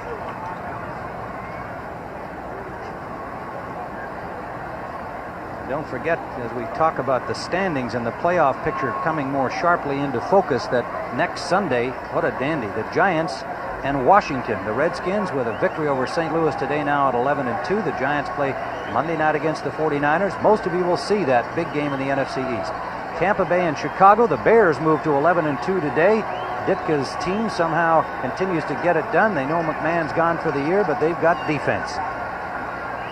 12:30 Eastern Time, the action begins, and there's a look at that East Division race with the Cowboys pretty much out of it now. You're right. And Philadelphia, of course, back in the pack, but showing that under Buddy Ryan, they've got some character, battling the Raiders today. Giants, Sims playing well, Morris playing well, Schrader, and of course, the fine running back they have there doing an outstanding job. George Rogers and a good defense, too, on the part of the Redskins, even though the Giants generally get more recognition for defense. The Redskins, as we've seen them several times this year, play some pretty solid defense. Well, they play good defense, and they have that big guy throwing the football, Schrader, who has an arm very much like this young man, Marino, throwing the football down here today. And they've got those great receivers, and just an exciting football team. The Giants and the Redskins, of course, it surprised a lot of folks that the Cowboys are maybe out of it, possibly, probably are. 2nd and 10 Atlanta, trying to use up the clock here in the Orange Bowl. Head back up to 6-1. You know, I hesitated on your allusion to the fact that Henning has a 1-year contract and Marion Campbell has 3, as they call another timeout, because there are rumors already that Henning, who came into this season on shaky ground, may have found the ice even a little thinner, to double up the metaphor, as his team has struggled through 5 consecutive defeats. He's really got to finish well to ensure the fact that he'll still be here with Campbell, and I think he's very aware of that. There he is on the sideline with Turk Schonert, and a chance to remind you about our outstanding programming this evening on CBS. It begins with 60 Minutes, as if the Iranian arms deal was not mind-boggling enough. How about the $2 million sting operation that went along with it? Find out all about that on 60 Minutes tonight on CBS. And then an all-star party for Clint Eastwood, my buddy. And a fascinating story of a man whose imagination was magic. Barnum, starring Burt Lancaster. That sounds. Did you ever like want to be in the circus? No. You ever been to one of those big tops where they drive the stakes in a field? When I used to live in Iowa, I'll never forget the elephants walking down the street and going into this field, and they started driving these, put a tent up right there in the middle of the field. I never seen anything like that. And then I went up there that night. My mother got me some popcorn and went in and saw these. I'd never been to a circus before, and especially one out in a dog patch like that. It was unbelievable. Barnum should be interesting tonight. I hope my wife tapes it for me so I can watch it when I get home sometime tomorrow. Nothing more exciting than going to the circus, especially into the Big Top. You know, the Big Top's almost gone now. I mean, there's very little of that anymore. They all play in the indoor arenas now. The smell is what I'll never forget. The elephants and the lions and the hamburgers and hot dogs. Well, you're looking at our view from the Orange Bowl, and pretty soon there'll be no more Dolphins games here. August 16th, they open the preseason in their new stadium. A little naked reverse by Schonert. And that's pretty gutsy play out over the 15-yard line with time winding down, and with Archer already on the sidelines. Turk may have been wondering why he was named Turk when he asked his dad would he explain it to him someday, and his dad said he would and didn't misled him, and when he was 21 said, sorry son, there was nothing to it. But Turk Schonert can be very proud of his efforts today. Coming into the Orange Bowl against the Dolphins, coming off that big win, and then directing this offense, and directing, I might add, kind of flawless, using the running game well, the play action, going to the right people. I think he's just had an outstanding day. I would agree, and he's got a steak named after him. You got a steak named after you? Next week we're talking about, we'll come back to, that's important to know. Next week we told you about the Giants and the Redskins. And I think we're going to show you some of the excitement that you can count on in that battle. That these guys don't like each other, believe me, the Giants and the Redskins. The NFC East matchup. And there's Lawrence Taylor. He says, we get those junkyard dogs going out there. Play like crazed dogs. And he usually does. Joe Morris, what a year he's had. And for the Redskins, Rodgers. I mean, what a running back matchup. And Dexter Manley having his best year ever. He's been crashing quarterbacks all season long. Giants and Redskins next week. Ought to be a great one. Okay, now, did you ever have a steak named after you? No, I never had any food items named after me. Not even a sandwich? No. I don't think so. Maybe the flat top. Is there such thing as a flat top sandwich? Well, Turk Schonert had a steak named after him in Pete Rolls' restaurant in Cincinnati. Named? It's called Steak a la Turk. Steak a la Turk. Yeah, was it any good? I haven't had it, but he tells me it's good. It comes with steak. How big was it? Comes with steak. I'm glad to hear that. With onions and mushrooms. Beautiful. Yeah. Well, on their flight home tonight, maybe he'll have steak a la Turk. I know Miami would be glad to get the Turk out of here. Rick Donnelly will kick it from the 1-yard line with 3:55 to go. Woo! Craig Ellis. He's got a little running room. Oh, and he slips on that muddy turf in the middle of the field and gets nowhere.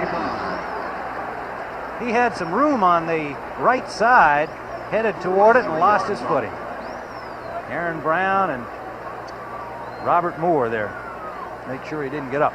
Now you can look for the 2-minute offense of the Dolphins to go into action again. You know, we're sitting here talking about steaks and circuses, but with 3:44 left, Tim, and as quickly as this Dolphin offense can strike, you gotta say to yourself, and I'm sure Falcons are, that hey, we're not out of here with a victory yet. Well, yes, but as our spotter Terry Kane reminds us, they have no timeouts left. They had to call those defensive timeouts, and so they would need miracles to pull this off. Marina gets it to Tony Nathan, and he's upset that has what appears to be a first down or very close to it, depending on the spot. And he's got it at the 45-yard line of the Falcons. Playing a soft zone on the first down. Now let's see what the mixture will be now on second down. Do they tighten up on the receivers? Marino's got a lot of running room. Slides into the 30. Gets his pants muddy and a first down. Well, that little slide fired the crowd up. Now they're down to the 32 and moving.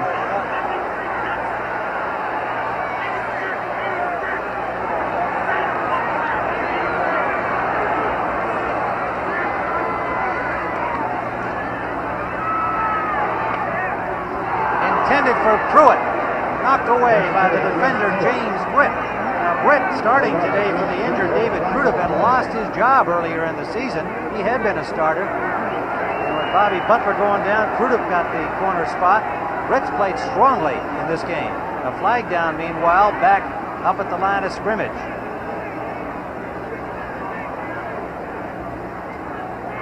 Last week, the Falcons gave up 8 sacks to the 49ers. Holding, 57, offense, 10-yard penalty, repeat first down. They've given up none today, and that has helped Turk Schonert's apparent winning effort. Stevenson picks up another penalty, and it'll be 1st and 20 from the 41-yard line of the Atlanta Falcons. And as the Dolphins have failed to generate a sack, also the Falcons have yet to get a sack today. A sackless football game.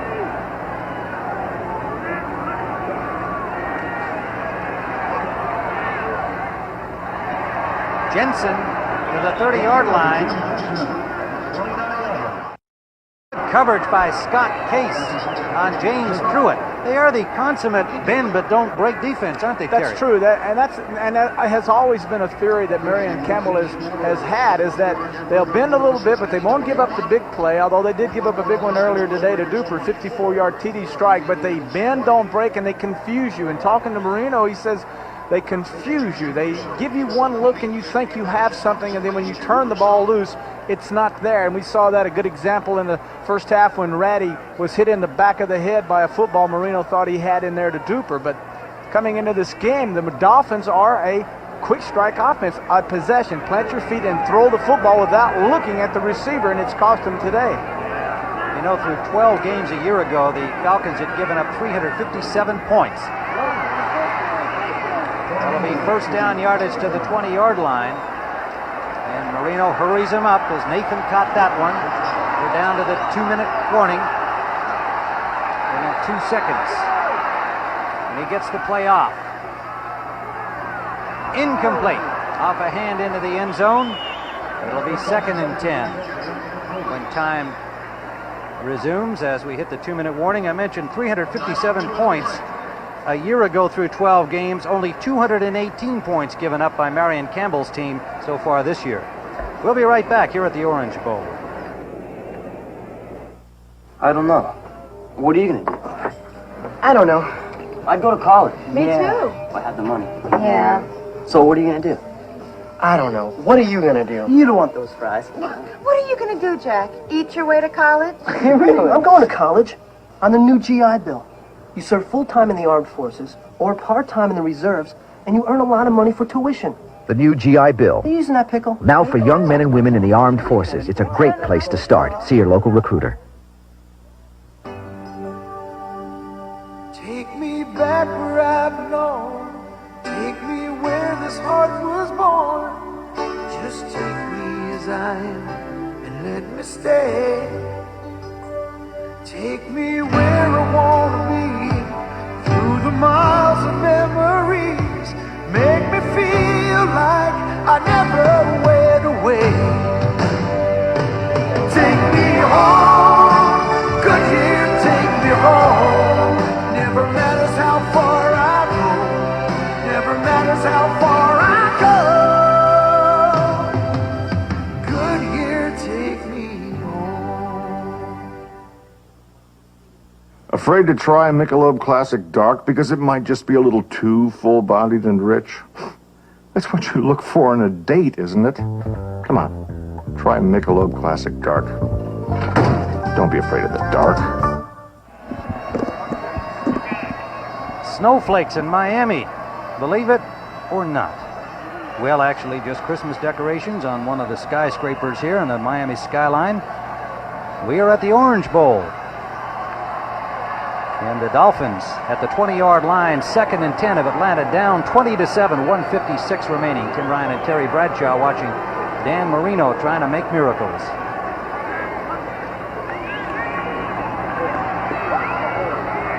Touchdown!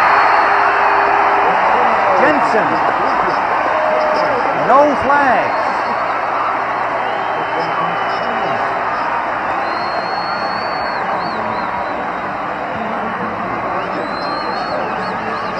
Well, Jensen has had his problems today, Terry. A couple of drops a slip, the wrong route, but he came up here. It's a zone pass read all the way by Marino, looking to his left. Notice his net look to the left. Now he turns around and just fires the football, throws the football in there. It goes right by Robert Moore's head. This is a route that they had run 3 times in a row, and they finally completed it. Quadreves with a point after. So the Dolphins have provided some last-minute excitement. 1:50 still remains. Miami has no timeouts, and the Falcons will have the ball next. You can expect the onside kick from Atlanta, 20-14. A converted touchdown could pull off the miracle for the Dolphins.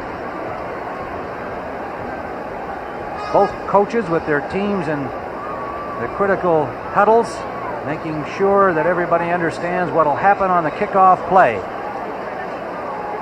Atlanta, no doubt, will have the so-called hands team on the field.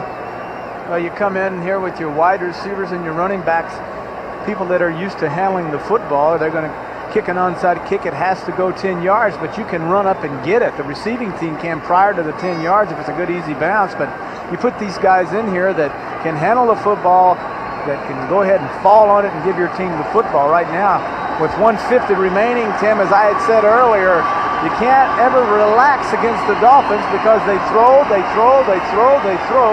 eventually they're going to get it in the end zone. 20-14 is good evidence of that.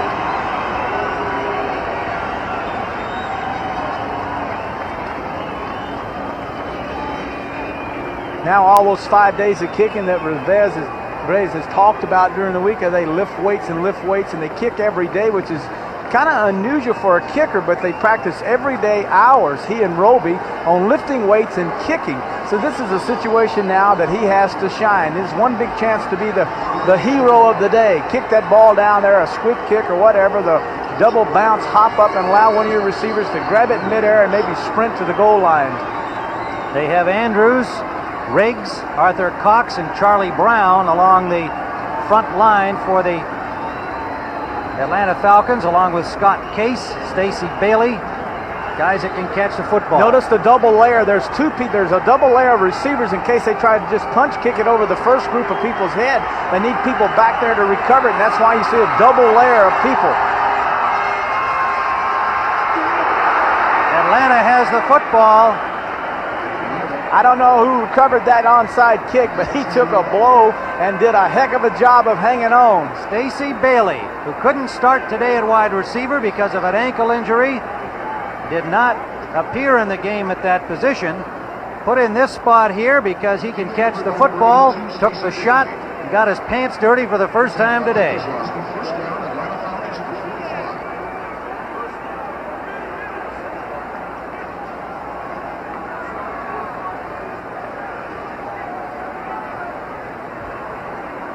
.150 remains at the Orange Bowl. Tim Ryan and Terry Bradshaw, where the Atlanta Falcons are leading the Miami Dolphins 20-14, and the onside kick attempt by the Dolphins after they had just scored to close the margin to 20-14 was grabbed by Atlanta. 4 interceptions against Marino today, 155 yards rushing by Gerald Riggs of the Falcons. The story of the game thus far. And we will be going to 60 minutes following the completion of our telecast from the Orange Bowl in Miami. An outstanding evening of entertainment ahead, all starting off with a special story on the Iran situation on 60 Minutes. You don't have to run a play now. With 1:24 and counting, 3 plays remaining, you can eat 30 seconds off the clock on each play and not run the football and risk the fumble. It is 2nd and 9. Clint Eastwood and Burt Lancaster as Barnum follow 60 Minutes tonight. It's all coming up shortly here on CBS. Atlanta football, they have the lead and an opportunity to move to 6-1 and keep their slim playoff hopes alive. Riggs breaks loose. What a day he's had. The fumble comes loose. And it is whistled dead. Atlanta ball at the 29. And the remaining faithful in the Orange Bowl don't like that at all. Dan Henning says, hey, it was down, guys, just cover it. 40 seconds and ticking off. Excellent job by Riggs of getting outside. Blackwood coming in to strip the football from him. All right, he's down. That's a good call by the ref. I don't understand, to be honest with you. why you would even want to hand the football and exchange it at all. Just take the ball, go down on one knee, and get out of there. Don't do what Pachardi, whatever his name was, with the Giants did, pummel it away and give the Giants a victory. You remember that, Tim? Yes, I do, against the Eagles. But now you could see Henning there moments ago telling his quarterback, just cover the ball, guys. Meanwhile, clock was stopped at 21 seconds, and a few precious seconds for Miami got ticked off there. Play has been reviewed. The play stands as ruled. Fumble, Atlanta's Well, ball. meanwhile, they had a look at that fumble on the instant replay. That didn't take long. Well, no, and it was clear that he was down. The old line goes, the ground can't cause a fumble. He had hit, and then the ball came loose, and so it is Atlanta ball. Play timekeeper resets 7 seconds. There are 28 And they will seconds give remaining. Miami the seconds back. But 7 of them. You understand my point, Tim, is that had that been a fumble, then and Miami goes down and wins this football game, then you realize then there's no sense in running a play not to get yardage. You don't need yardage. You can see they're resetting the clock, giving them 7 seconds. It puts it at 28. So you had 30 seconds per play. That's 90 seconds, and you were well within that just to run 2 plays, get out of here with your quarterback going down on one knee. See you later. We win. Well, that's what they're going to do this time. Get down. Schoenert. Get down, Turk. You got to go Second down. Start. And time will tick off. Don Shula finally says, okay, I concede. What a battle as the Miami Dolphins hung in there, but Atlanta comes into the Orange Bowl and wins it 20-14. For Terry Bradshaw, Tim Ryan saying so long from the Orange Bowl. Coming up next, the NFL Today wrap-up show with Brent Musburger. You've been watching CBS Sports coverage of the National Football League.